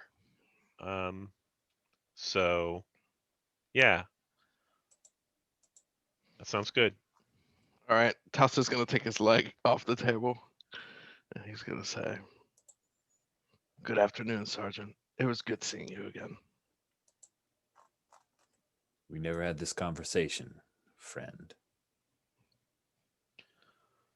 And Newly, who is clueless about all this interaction, is like, what conversation just happened? And leads him out the door and thank you. Yeah. Tassa's going to make a note to tell Vasya that he did this thing that he's never, ever, ever going to do again. He's like shaking and is also secretly happy that he didn't use his fist for once. He thinks that maybe Vasya would be proud. Maybe we have a little bit of a catch-up scene with the group, because I know Vasya has been solo for a bit. Yeah, so I think that Newly immediately sends off a message to Vasya saying, you said you were going to take care of this, and I just raised my rent again by 20%. This is a mess. I'm going to have to move. Everybody's going to have to move. Well, we can't have that. I think it's about time that people, found out about how, what's that new admiral called? Admiral Colin. Dr. Zada was telling me about him before. He's come here to Belthu. He's come here to Woth. He's interested in making inroads here and building up his own base, using some puppets maybe. Redeveloping the land, kicking out, throwing things out, taking over Praxis Dome, putting in his own men, building his own little empire within Zsinj's empire. And when I can't imagine that would go down well with our with Colonel Lipswitch. Maybe we see how many people. So I am taking that. I am using my incumbent, my mainstay in lunar politics, to make some calls, to talk to different people, and to heavily sow the idea that this is all part of some sort of land power grab by, this is where it's coming from, right? Is the Admiral. Everybody else is just his patsy, bending the rules and doing these things just so that to give him an opening to get in, even if they don't know it. Does that work? It works. That is interesting. Now, are you trying to pit Ipswich against Corlin? Because I wasn't sure as you were kind of spinning that No, out. I want to make sure. Ipswich already seems to be against Colin based on what Zard has told us, right? Yes. Because he was very paranoid about it. What I'm trying to do is pitch Ipswich against this little conglomerate of, which will put pressure on them and expose some cracks, perhaps, between Rida Kilion, Tori, my sister, because all of this, everything on Belthu and Woth only happens with the Imperials say so. And when when two Imperials get into a pissing match, you don't want to be caught in between them, right? Don't. So my hope is to take the factoid, true or false, spread it to the people that this is all a power play by the new Imperial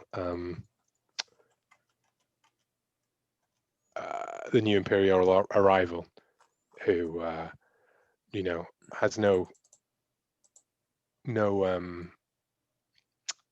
who is against, I imagine, Poro and Avi, right, the local appointed governor and so forth, and therefore a threat to Ipswich's things. I'm just trying to create the fake higher world, high intrigue, if that's, Yeah. if everyone believes it, it's as good as true. That's the sad thing about the populace. Like, if they all think that there's no power for folks like Reedmar, then there is no power for folks like Reedmar. They gotta react to that. That if you roll well, that could be pretty devastating for them. I think Newly takes Vasia aside and says, you're playing in levels that are well above the common man like us. And whenever that kind of thing happens, too often it's us that pays the price. You need to tread very carefully here to make sure, and I'll do my best to make sure those of us here in Praxis Dome are ready to leave or are ready to get out of the way if something big goes down. Nilly, it all rolls downhill, and it rolls right onto the people who can't take it, can't stand up for themselves. This is just a chance to try and push the boulder one way. So you want us ready to push?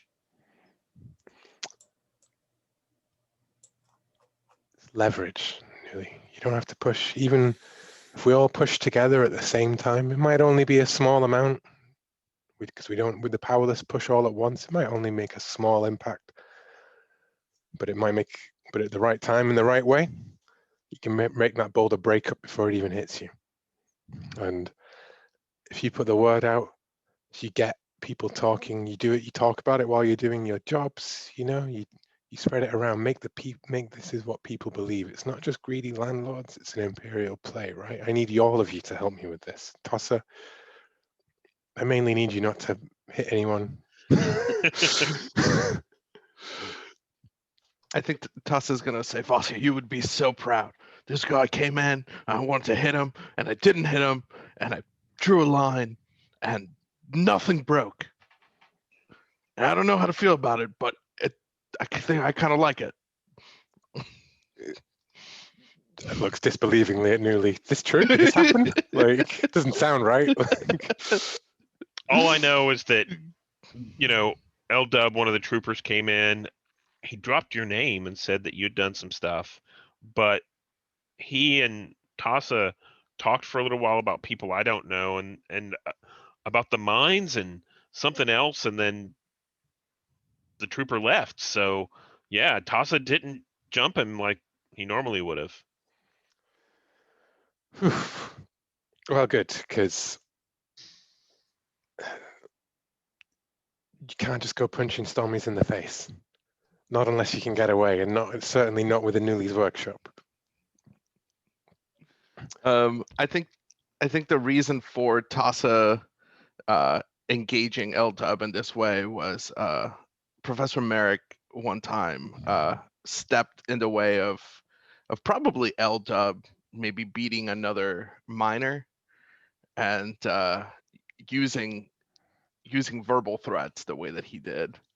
And that was probably the one and only time that Tassa saw Professor Merrick engage someone in that way. And he was like, I thought I wasn't allowed to do that. And Professor Merrick is like, sometimes you have to draw a line. And He was trying to follow his example here. Nice. Should I roll my once per session, take a single Yeah. factoid, spread it to the people, roll plus presence? For sure. Mudslinging, I can apply tags to opponents and knock them off balance. It doesn't say how long that lasts for. Yeah. Well, we'll say a while. Then I will invoke that for indiscreet. Yeah. Oof. Back off, Merrick. Yeah. I mean, the only reason that they're indiscreet is because I talk about them all the time, right? Like, they're not actually saying anything. I'm the one doing all the talking, but it doesn't matter because I find it convenient here. So that's a +3 on my factoid of this whole thing is a... Looking good. As long as you don't roll snake eyes, you'll be fine. I only say that in hopes that it'll make you roll snake. Oh, 12. what is all these 12s and 11s, man? You guys are so good at things. Vasia's got the lie snowball going. She's lying into some more lies. All right, incumbent. Once per session, take a factoid, spread it to the people, roll plus presence. On a 10+, many people tend to know and believe this factoid regardless of truth. And so, like, give me the walkthrough again. What is the thing that they believe? Hold on, write it down. These people are effectively cutouts for a rival Imperial. And obviously people don't know the truth, right? But the hope is that I think the public view is that it's a rival Imperial, right? A new Imperial, an off-world one, right? Whoever's so as Admiral Colin's thing is, Woth and Belthu will join the Empire by my strong hand, right? And that seems to be the obvious contender for this thing.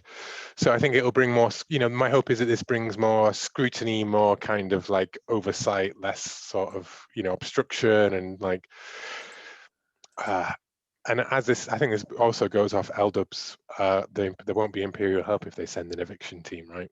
Like it's, another reason why there won't be Imperial help is because it's for the wrong type of Imperial. You get it. I'm happy with wherever it goes, but the factoid is that people believe this whole thing isn't just private interest; it's a political play by another Imperial. Cool. Yeah. So it's not the corporations who are trying to turn a profit and set up executive stuff. They're trying to push people out of praxis for some Imperial plot. Got it.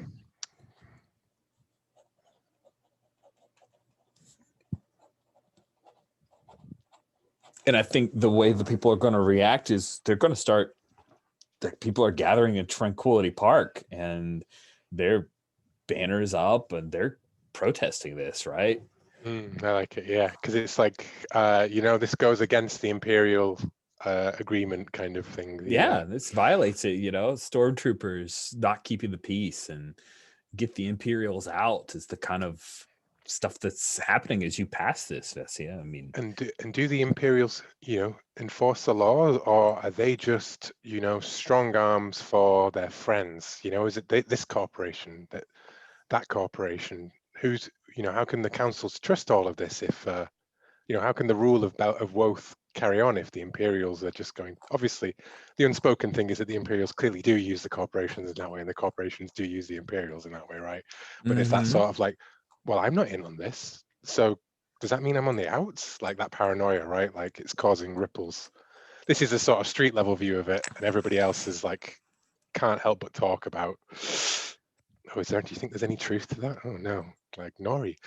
Tori, is Tori gonna stab me in the back? That kind of thing. Yeah, it's getting pretty salacious up in there. I think there's yeah. Oh, cool. So all this is going down. We'll say this happens over a few days, right? We'll skip a few days. Newly, that rent is supposedly due, and we pick up with Nebula and a few of the folks from the Play Dead communal coming to visit because Neb leads off. Hey, Newly, We got to get the press going. We got to get the word out. Is it back together again? Where I heard you had to store it somewhere else. Where is it? So what I've done is I've put the press together, but I put it outside the dome so that they can't access it, and we Wait. can. Out in space? Well, and I kind of walk over to the back area of the shop, and I say, behind this wall, and we'll take the girder, we'll take the supports out, and we'll slide it to the side, and this is where we can work the press. But most of it is behind this out in space. This way they can't get their hands on it again. My grandpa was a duster, but I this is pretty dicey, Newly. Are you sure? You can work it from inside here. And if there's ever any problems, then you'll have to get a duster friend of yours to go out and drag it to another dome. Okay. Well, that's better than having it under possums. This is okay. Well, let's give it a shot. And she grabs some of her notes and everything, and they start laying in the stuff they put in the print press, and they're going to start trying to print out some new zines to get the word out, because they're trying to get Redar to stop, right? Like they're trying to stop that whole action of Redar pushing people out. Krombon is not with the communal at this point. He hasn't been back, actually. So yeah. So I imagine you've got the printing press like up and running, right? I mean, I don't think that's necessarily a die roll. That's a thing you can do. I mean, it can be. It could be a die roll if you'd prefer, but story-wise, it makes sense that it's up and running and that we can get the word out. Yep. Sounds good to me. Yep. So let's just print out. I assume we're printing out like basically flyers. This is a short print run to real quickly get everybody up in arms with the facts that we've heard from Vasya. Is it even officially from Vasya, or is it just the word on the street? I don't think it's even the word on the street. It's just the truth, and then it has the whole information that we've gotten. Yeah. Ted Cruz is a Zodiac killer, right? Like everyone knows it, so everyone knows this. Totally. Yeah. Cool. So yeah, we got the printing press back up and running. The communal, Playdead communal are getting these flyers out, handing them out to people. There's a rally that's coming up to Tranquility Park. Tassa, when you hear all this activity coming, what's your part in it? What do you? Yeah, if we have a montage, I think Tassa is going from bar to bar with a handful of these flyers, and he's at the actual bar, like talking to people one-on-one, and he's putting and you see him like gesturing at this paper, and while there's punk music going on in the background, he's like you just see him moving his mouth and pointing at this thing, and then it's like he's high-fiving people and then going like single person to single person, once again. Nice. trying to make it about the people and making it very personal. I think he still feels bad about his Zabrak friend, all the while he's looking for him and asking for him and asking about him. So nice. Cool. Then Vasya, after you put the word out, you hear that this big protest is coming. It's really starting to put pressure on the relationship between the Woth officials and the Imperials. What are you doing once you get the ball rolling? That's a good question. Yeah.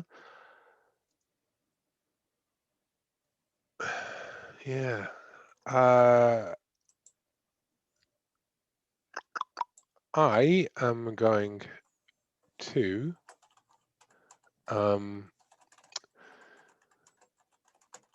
work on my sister, I think.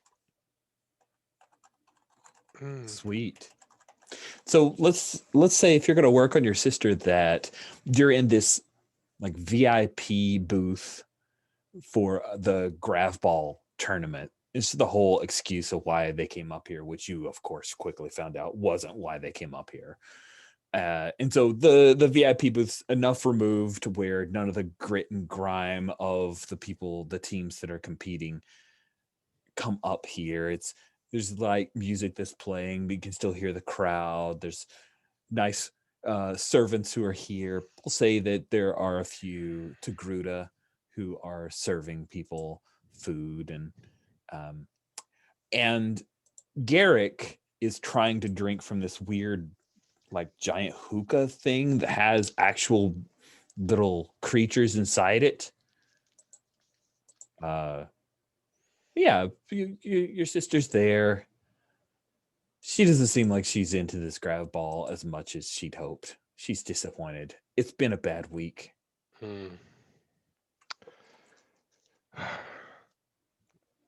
You're not winning, Lances? Hmm? You're not winning? I thought you had bets on this guy. Oh, I do. Whatever. Doesn't matter. It's just Oh. credits. Why so down, Miri? Well, I have to wear these stupid boots because of your low grav here on this. Well, I mean, you'd get used to it if you stayed long enough. Used to it. Yeah. This is a terrible place, and I don't know why you want to stay here, sis. Vass. I feel like you bet wrong, Miri, didn't you? Some bets not play out so well?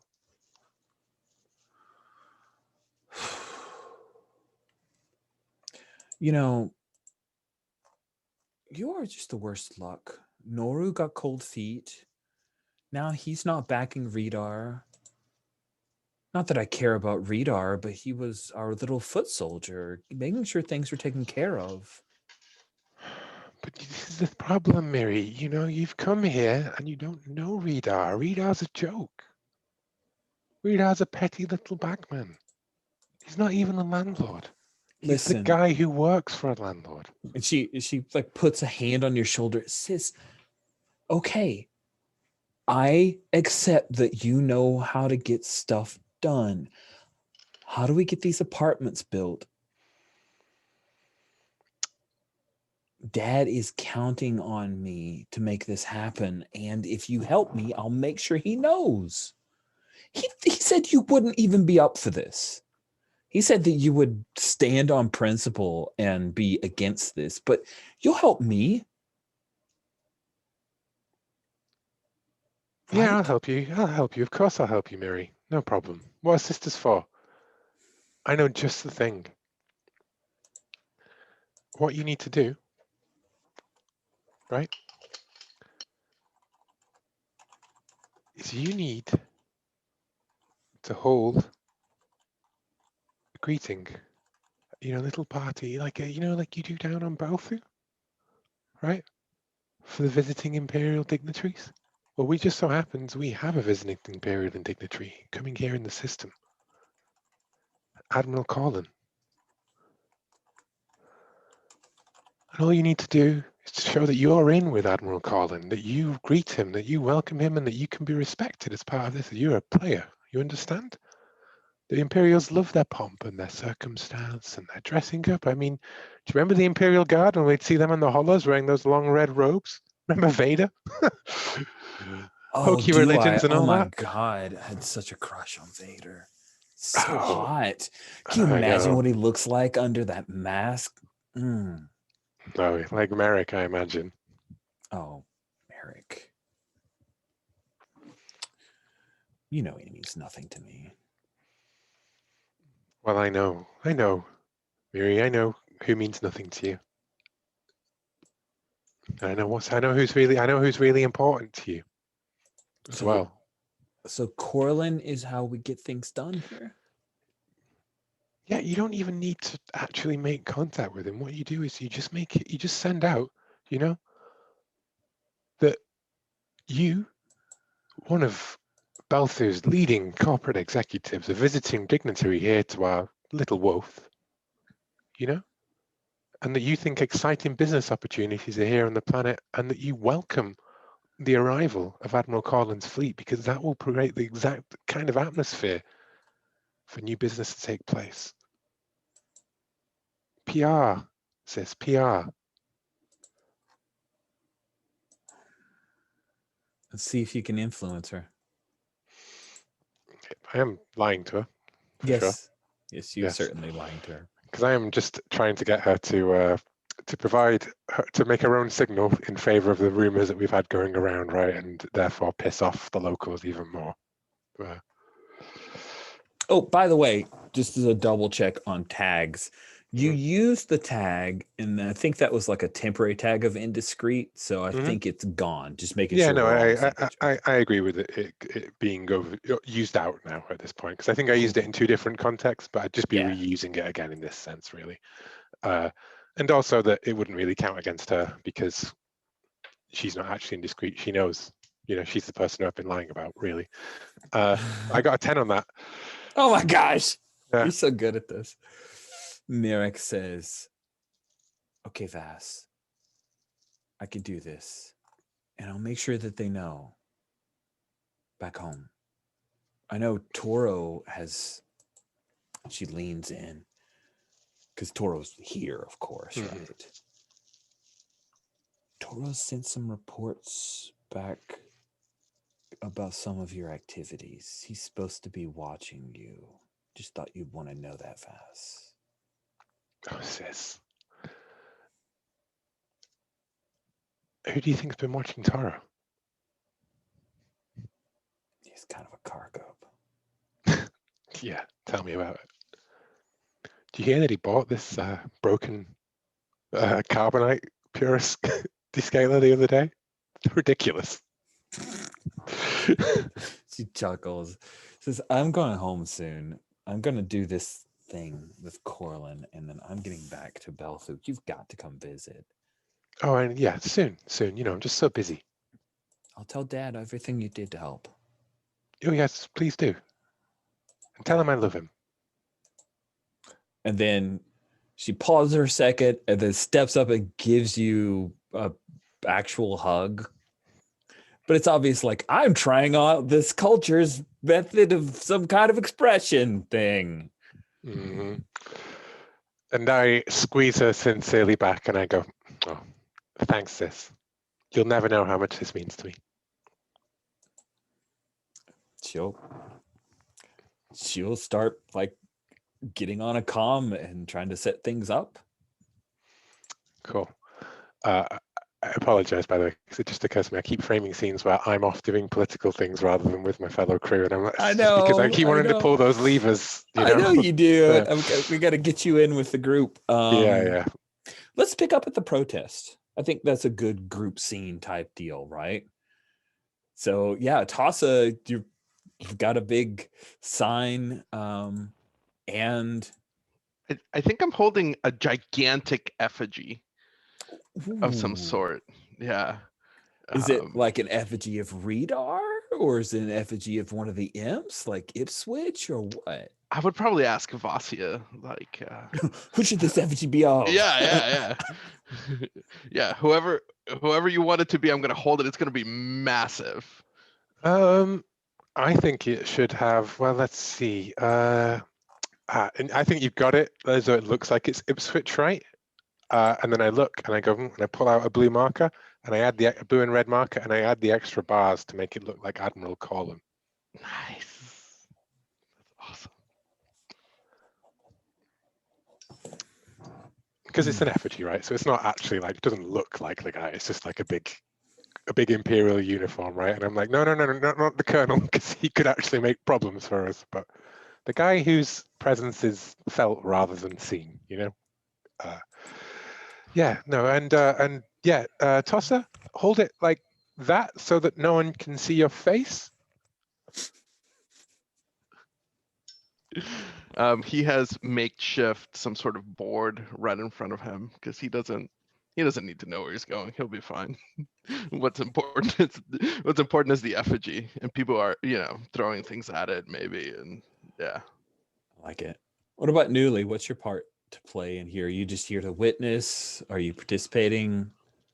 No, so I think what I've been doing is I've been helping. Uh, so because of what Vasia said, I think I've started, passing out the flyers from the zine, and I've been kind of rallying people, the people specifically whose rents are going up, and inflaming them a little bit. And I'm here, kind of pushing them and saying, hey, uh, this is the way that we take back our shops. This is the way that we don't uh, let them take it from us. Nice. Nice. Cool.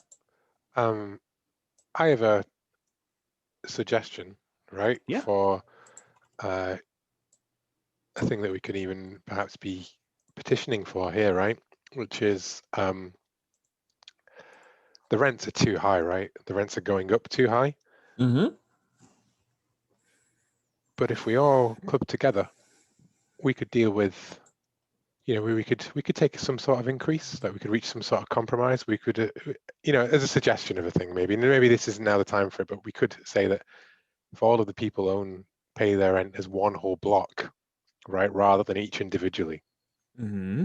And the rally might be a good place to whip up that kind of community. Like we need to stand, but Wolf needs to stand together against the off-world outsiders trying to buy us out.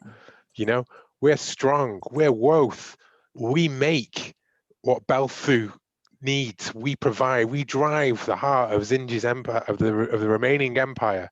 Right. We need to stand together, and we can show that we can pay. We can prove. We can meet whatever costs are necessary as long as we stand together. We can prove ourselves as citizens, not just dependents upon this thing. And that's the spin. But behind closed doors and everything, it's like, yeah. And so, like, I love framing that as that's the stuff that you're speaking out over a loudspeaker to people about the idea of let's build a co-op, let's retake this, let's buy out the building instead of always paying rent for everything. Yeah, in fact, like what we're saying is that Killian's for sale, right? Like he's for sale to the off-world Imperials. He's off sale to any big interest. He'll roll over. We need for Woth, right? Like need to look after the system that we have built here. The Empire can help us keep the peace, but we must rule ourselves. Nice. Oh, this is cool. So Tassa's gonna start a chant that says, "Save the block! Save the block!" nice. And then a speeder truck comes up and it starts cracking open, and you guys see oh crap, I have to go back and notes. What was the name of our Ithorian? The Dorn Dorn Krinth D&K starts playing, and it starts getting. May I suggest that it's a new song that they have just written called "Save the Block Rock." Save the Block Rock. Yeah, sounds fun. So Save the Block Rock happens, and here's the thing that you guys notice. When the authorities come in, it's not stormtroopers. Because Wolf has their own, like, very small authority. They have their own security force, and it's Wolf security that's here. They're well armed and trained, but they're definitely not anywhere near the number of the stormtroopers. So, Fazia, how do you're one of the biggest influencers in the crowd. You see these woe security folks coming in with their big riot shields, and they're going to try to keep this contained to Tranquility Park, keep it from spilling out, from anything getting too crazy. I don't know. I mean, I think, it's just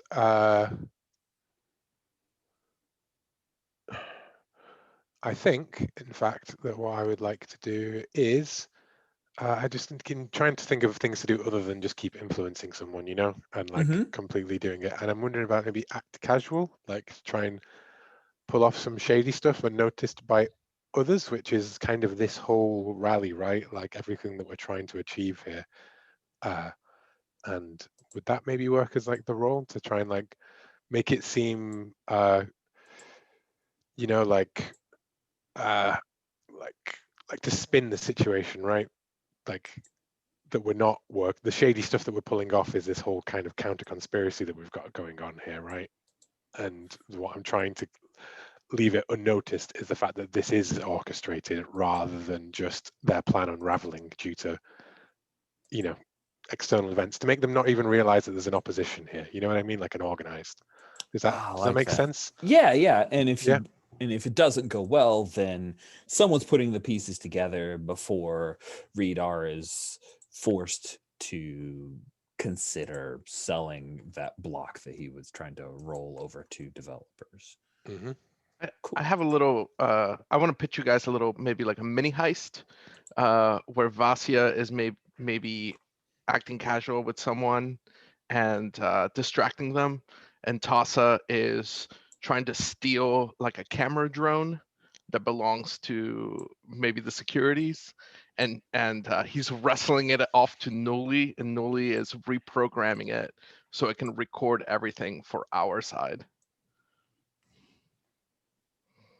And I feel like that will put all of our skills maybe to work fun. here. Yeah.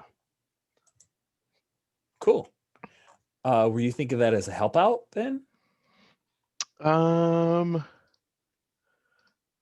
was thinking, I thought that the drone would try to break free, and I'm literally like muscling it down, and Nuli is like working on it feverishly. Okay, so Newly and Tasa are working on this drone to reprogram it to record what's going on, and Vasya, you're trying to keep things together before the plot unravels. So it seems like two roles are going on then. Mm-hmm.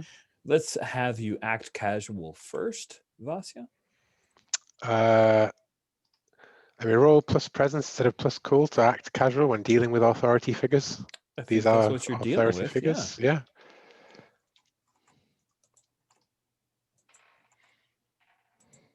Oof. It's a 5. Oh my. Well, at least I'm going to take another level advance at the end of this session, I think. Yes, you are. Nice. So something about the plot is revealed, and before things get too far. Can I suggest something? Oh, if you have an idea. It's what's revealed is the fact that whoever's paying Woth security and keeping all this thing, you know, their interests, right? Like probably Radar at this point. Then you know they want to break this up like immediately. Like it's going to be the protest is going to be quashed down. Is that? Yeah, I like that. Yeah. So yeah, the protest is gaining momentum. Things are getting more and more exciting, and you know, there's talk of we're going to make Radar sell the building to us, and we'll all pull our money together. Oh, I know. There's an agent provocateur. You know what? You know, someone who's pretending to be part of the protest who is actually there to make it look bad.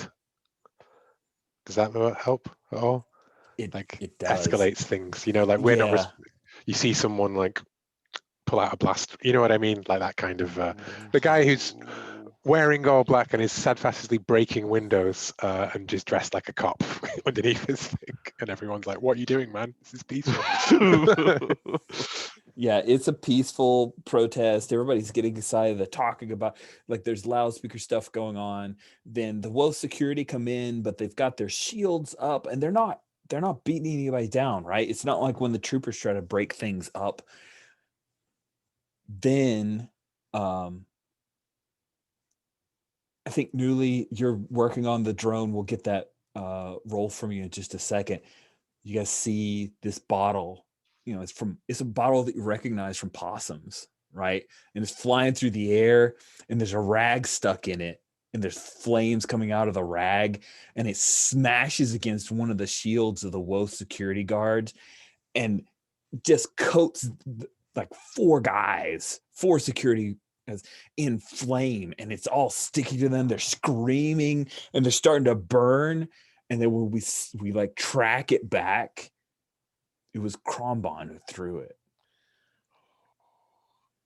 And people start like breaking up at this point. There's flames going on. One of the low security guards pulls up a blaster rifle, and he's got it set to stun, but he just starts stunning people as they're running, right? He's just like pop, pop, pop, pop, pop, pop.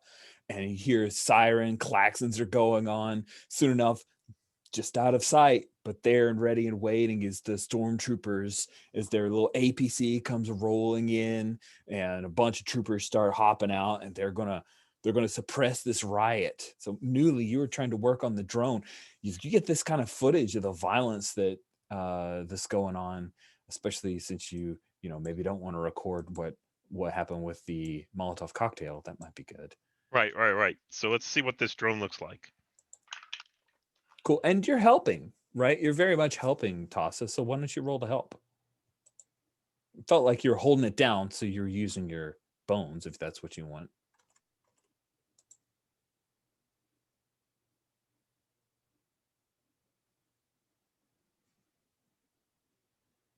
Bless you.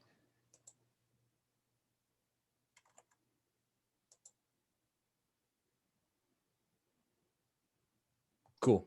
Didn't 9. look like the modifier was added on if you were doing bones. Oh, So Okay. so that that'll would have be been a 10 11. plus. Yeah, that's pretty awesome. On a help out with a 10 plus, give your ally a +1 to their roll. So what do you got, Newly? So I rolled a 7 plus my sparks is a 2 plus Plus 1 1 gives makes you me a 10. Nice. Yep. Cool. And were you engaging the use tech to try to make it do what you want? Yeah, I think so. Yeah. So what we're trying to do is we're trying to get it to record what we're doing here, and also kind of make it look like we're doing this in a favorable manner. So I think what it's doing is it's kind of self-editing, and it's clipping out showing how it actually captures the stuff with the Molotov cocktail, but it edits it at the end, so we see the Imperials we see the guards attack, we start fighting back, then we see the Molotov cocktail come through, so it looks like hey, we can, and I think it then flashes up, hey, we all need to fight to survive or something like that. Nice. Sweet. And that's good. This is great media. You guys are seeing the imps beating down some of the people of Woth, and it's getting ugly, right? The stormtroopers at this point have been told leash is off. A couple of the Woth security guard guys, like, they're getting carted off to the local hospital.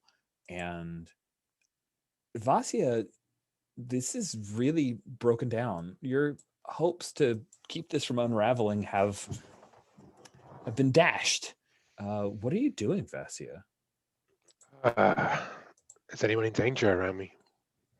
Yeah, you see right now that Possum is here. Because if I remember right, like Zara had helped Possum get out. So Possum would be out. So you see Possum right now has been shoved down by a stormtrooper, and he's pulled out basically like a stun stick, and he's about to start beating down on her. All right, well, I protect her. Yeah, and maybe Possum, like when she got knocked down, she's always holding, right? So the reason she's about to get beat down is that she had a blaster, and she kind of drops it as she gets shoved down to the ground. So like the stormtrooper is going overboard, but also Possum is, Yeah, he's in a risky position. Yeah. So I roll plus bones to protect someone. You do. That's a 10. Nice. On 10, you get to add an extra effect. Um, And what does that look like? Do you like come up and get in the way? Do you come up and like shove him aside? I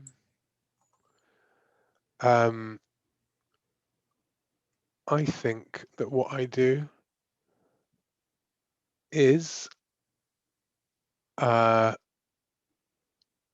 go over and I grab his hand and I kick away the blaster pistol as I go, and it skitters off into the crowd, right? And I am going to to become the enemy's focus. Okay. Yeah, and I kick it away and I go like, "Stop! You're gonna kill her!" And I grab, you know. Yeah, and I think the harm you take, he hasn't shot you, he hasn't shot her, but you like reach in, he just reflexively backhands you, and that means that you're going to take just one harm. So yeah, it's a bloody nose kind of thing. It's the kind of thing that makes your eyes well up with sudden tears. It hurts. I'll take the temporary tag, bloodied. Nice. You should take the temporary tag of bloodied. Love it. Tags. Yeah. We're doing better with tags. But you draw his focus, and this trooper looks at you, and he says, "Citizen, stand down." And I, you know, I'm going to just be, I'm going to try and act casual again. I'm going to try and play on my, you know, as I back my hands up and I start reading off the Imperial Code of engagement, you know, for like act casual. Let's see if and I, you know, I'm saying that, you know, like you need to, you know,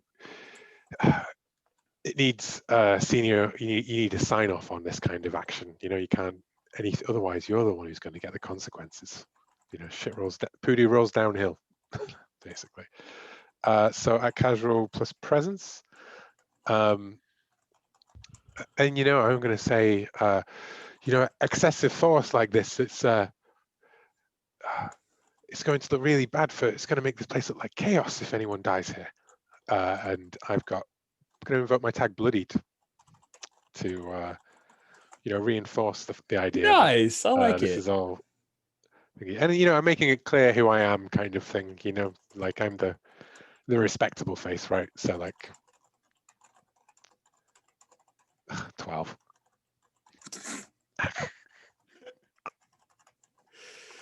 Yeah, I think that's enough to get this green trooper who thought he was getting a cush assignment on a low grav world to back way off. It's a Whoa, sorry, politician. Sorry, Miss Besh. And It's hardly a polite society, is it? What would Colonel Ipswich say? ooh, that gets him. He's definitely mollified, and he says, "Let me escort you out of here. You could get hurt." Yes, of course, of course. And he'll grab your arm and like lead you to not the paddy wagon or anything like that, but they are starting to drag people off. As they stun them, they just drag and dump them in a paddy wagon to take them to the Imperial holding facility. And I think we actually see this on camera where we see, you know, the guards dragging them and putting the stunned people into paddy wagons. And then we come back and we see that whole interaction with the bloodied face, you know, basically trying to protect someone. And the trooper bloodies Vasia's face.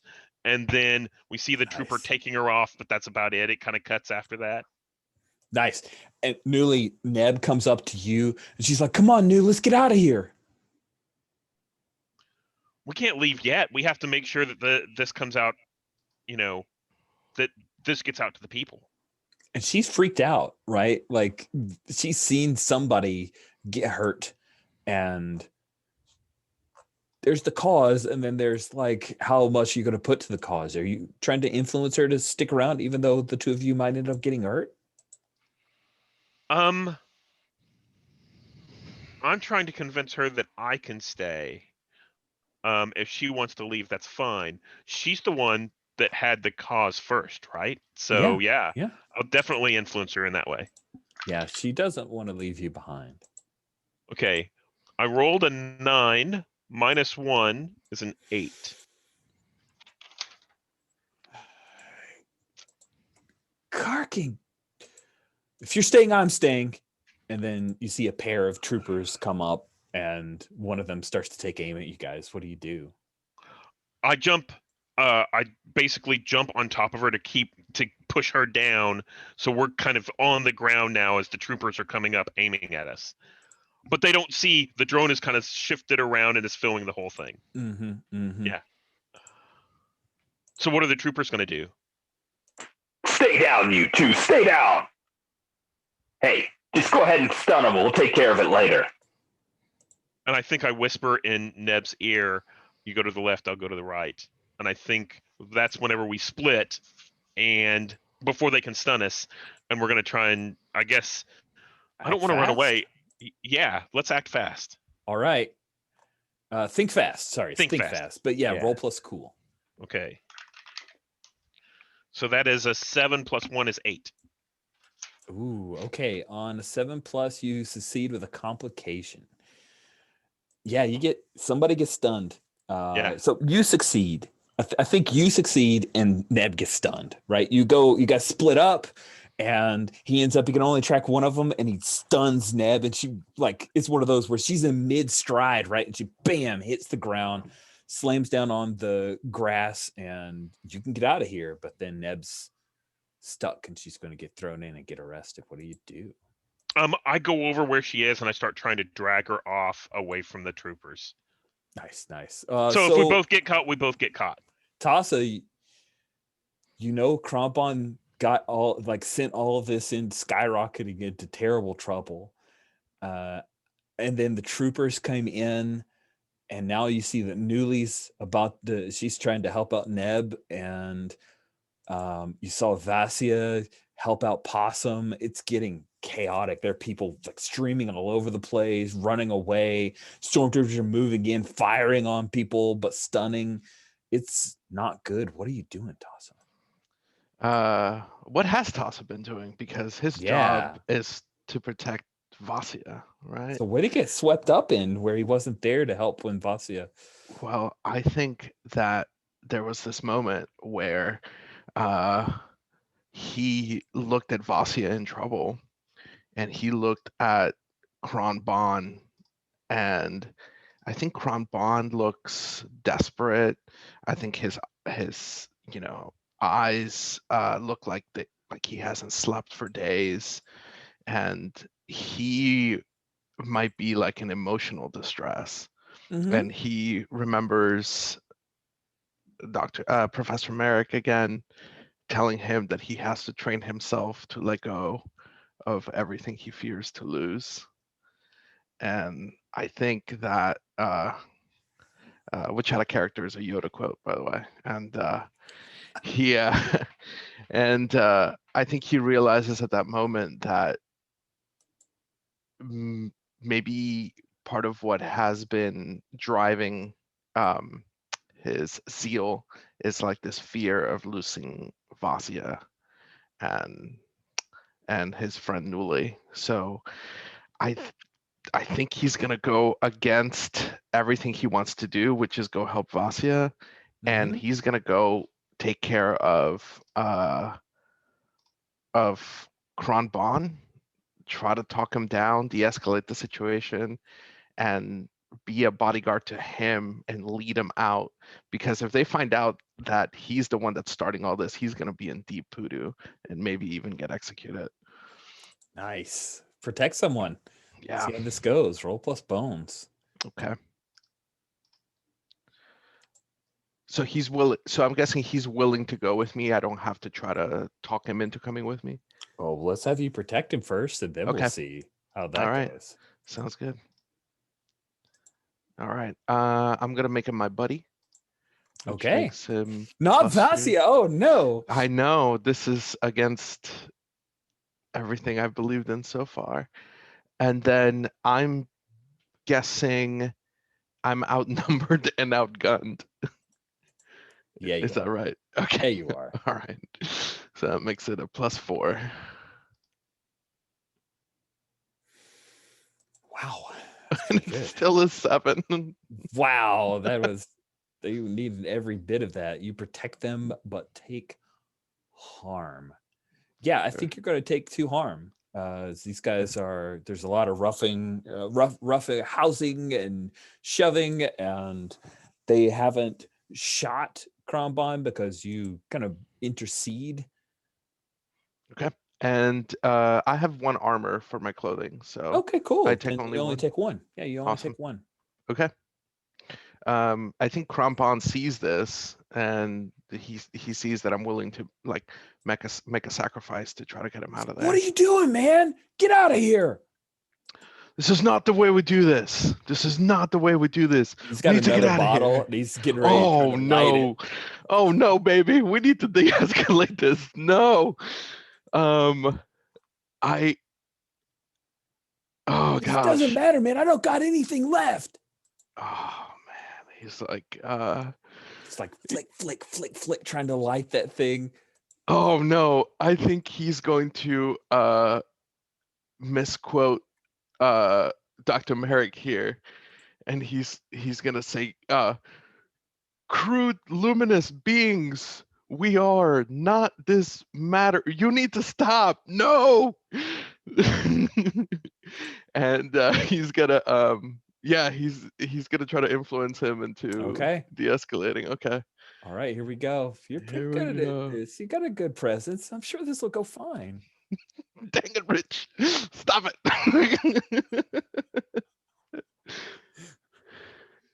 Oh man, he rolled an 11. 13. Oh man, Oh.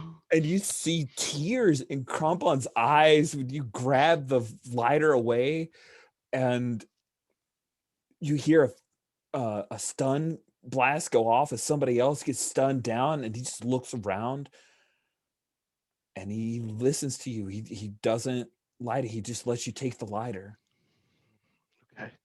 Let's go. And I'm guessing, was he wearing some sort of cloak to look extra shady? And Yeah, of course. Yeah. Oh, Yeah, yeah. coats. Okay, yeah. I'm gonna pull the cloak off him, and I'm gonna pull a Kevin Costner and getting him out of there. Awesome. Let's Yeah. have you think fast to see if you guys get out with any complications. Okay, and that's plus cool. It is. Okay, and I'm still outgunned, so I still roll at a +1. Yeah, you are. Would you say that's right? Okay. Oh yeah, for sure. Okay, cool. Wait, that's not right. Okay, here we go. You rolled.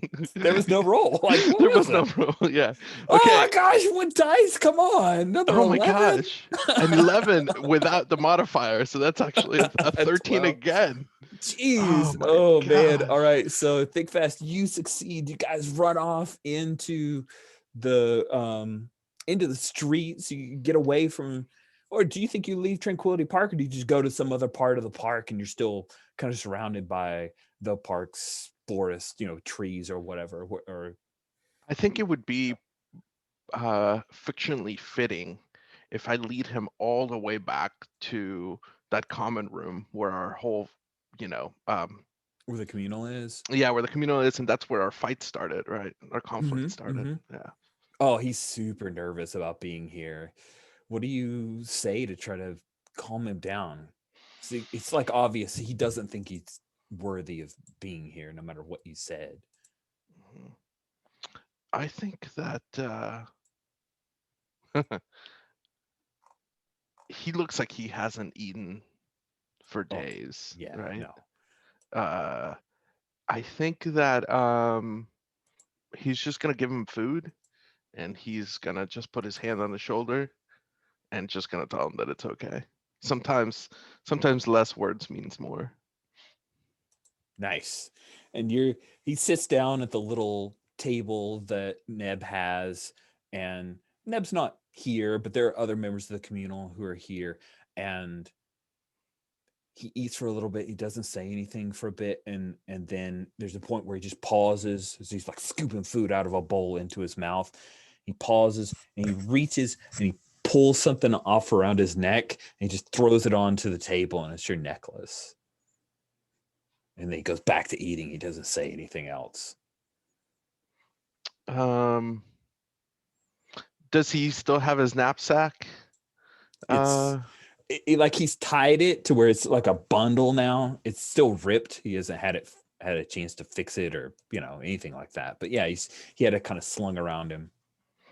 Okay. I think he's gonna just gently push it away and say, we will talk about this later. And I think he's gonna try to hoof it back to Tranquility Park if there's enough time. Nice. And there's a bunch of like folks who are here like huddling like refugees, freaked out, and there's the smell of tear gas in the air as you're running back, Tassa. But we cut over to Newly. Sorry, real Oh, quick. Am I yeah. like we don't have ranks, but am I like the biggest face here? I mean, since Vasya, you agreed to be escorted out by the troopers, I think, yeah, you're like one of the faces of the revolution. Okay. You're a Well, punk face. okay. Well, then I won't go back to the park. I'll just take care of the people who are here. All right, And cool. Without yeah. Neb around, they're definitely pretty wigged out. Okay. I'll give moral support until everybody calm down, and then triage any injuries, etc. So Newly, you're standing over Neb's body, and you'll go down if you have to. The stormtrooper moves up on you, and he's aiming like the barrel's right in your face. This won't hurt. I say, we're just trying to get home. We're just trying to leave. See if you can influence him not to gun you down and arrest you both. Yeah, let's see. I rolled a 3, -1 is a 2. So Boom. We blast you. You see the concentric blue rings, and you are stunned. right. And that is where we will end tonight's session, because that's perfect. Perfect. Cool. All right. In the session, the authority will ask the punks the following questions, which correspond to the guide to direct action. Did you spread the message of the revolution? Think so. Yeah. Like, literally help Luthless be printed. So did you gain And we got a drone. That's true. Yep. Did you gain new allies or resources? Yes, I think we. I think if not an ally, your sister is a resource. Yes. yeah. We definitely gain more resources, I think. Did you Yeah. interrupt the system of corruption? I think Redar is definitely interrupted at this point. The idea of him foreclosing on houses right now is not palatable by the Woth government. Did you protect the people from this happening again? That's always a tough one, right? No, I don't think we did really, because it's At- still. At least not yet. It depends on how all of this shakes out. If it, looks bad for the government, maybe they won't come in again. But if it doesn't look bad for the government, then they have free reign to do it again. So I don't know that we know if we protected the people yet. I think in this. Sorry, go first. No, go ahead, Will. I was just going to say, in this context, I would think that like preventing it from happening again means Redar is no longer in a position to sell these places. I'm into it. I like it, because the idea of stretching that out to the fourth session is not super interesting to me anyway. I think you guys have pretty much destroyed his opportunity here. So yeah, you protect the people from Redar being able to landlord you out. So good. So 4 XP for everyone for that. Sweet. With that, then let's jump to stars and wishes. We'll start with wishes so we can end with stars. Who'd like to go first? With wishes.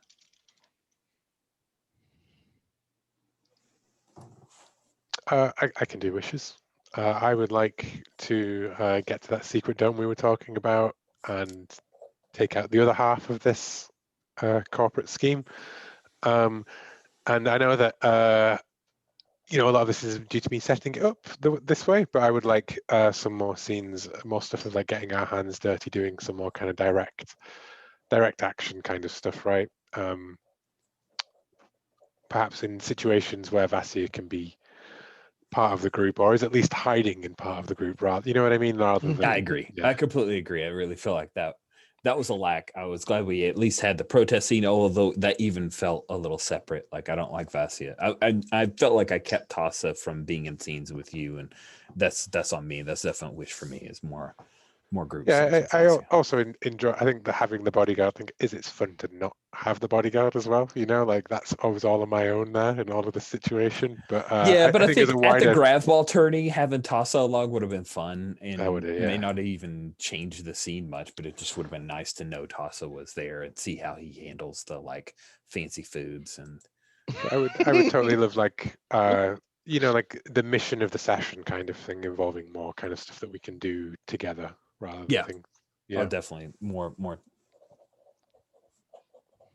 Cool. Thank you, Will. Francisco or Steven, who'd like to go next?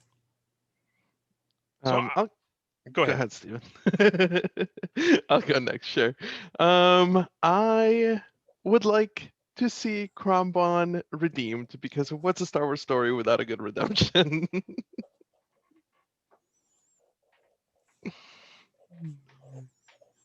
Into it. So Cool. I think I have a couple of wishes. I'm sorry, is that it, Cisco? Okay, good. I didn't mean to stop on you. One would be, I'm looking forward to seeing Jason comes back, if he's feeling better. That'll be good. And then the other one is, towards the beginning of the session, you asked me about I how I didn't got. get the question. Oh man, I kept Well, trying to carve space for it. Well, the thing is that you asked me about how R8 came into play, or how I, developed them. And I kept trying to think of ways to kind of put that in place. And I had like something written down for next session if it comes up. But it seemed like that isolated me, and I kept trying to interact with the other players. And I was like, oh, if I force this and have that flashback or have that scene, then no one else is involved. So I kind of put that scene off to the side, saying, I don't want to deal with that right now. I want to keep working with Tassa and with Vasya. So Okay, that's good feedback. I wish I'd gotten to it, and I wish I'd figured out a way to keep it from just separating me from everyone else. Yeah. Cool. Yeah. I have another wish that R8 gives more lines as if he was a little boy from the 1940s. Jeepers, it's the fuzz. I'm glad that tickled you, because I was like, what else is he gonna say? Good stuff. Awesome. Let's circle around to stars. Steven, you went last for wishes. You get to go first with stars. Yeah, so I really enjoyed seeing everyone kind of shine in their own thing. So like I enjoyed Tassa doing something outside of his wheelhouse, and caring for Kronbon. That all made, it brought some emotional gravitas to the game and all of that. I really enjoyed that. And so did Vasya's sister. That interaction and how that's going to go down. Does Vasya end up betraying family? I'm really invested in that to see how that goes. So very good. Yeah. Cool. Thank you. Francisco. Yeah, I love how, William, you continue to snowball your moves into each other. That's really neat. And even assigning a tag, and then somehow the tag works out in your favor. I think that's really super cool. I'm also really invested in how that's going to work out between family and the cause, etc. Steven, I love that we finally got a scene together. That was really neat. And I was really towing the line between embracing complication and just being a bad player. So thank you for towing that line with me and letting the scene play out, even when it looked like it might not work out for us in character, but then also interfering at the right moment. I feel like that was really great. And I think it made the story more interesting.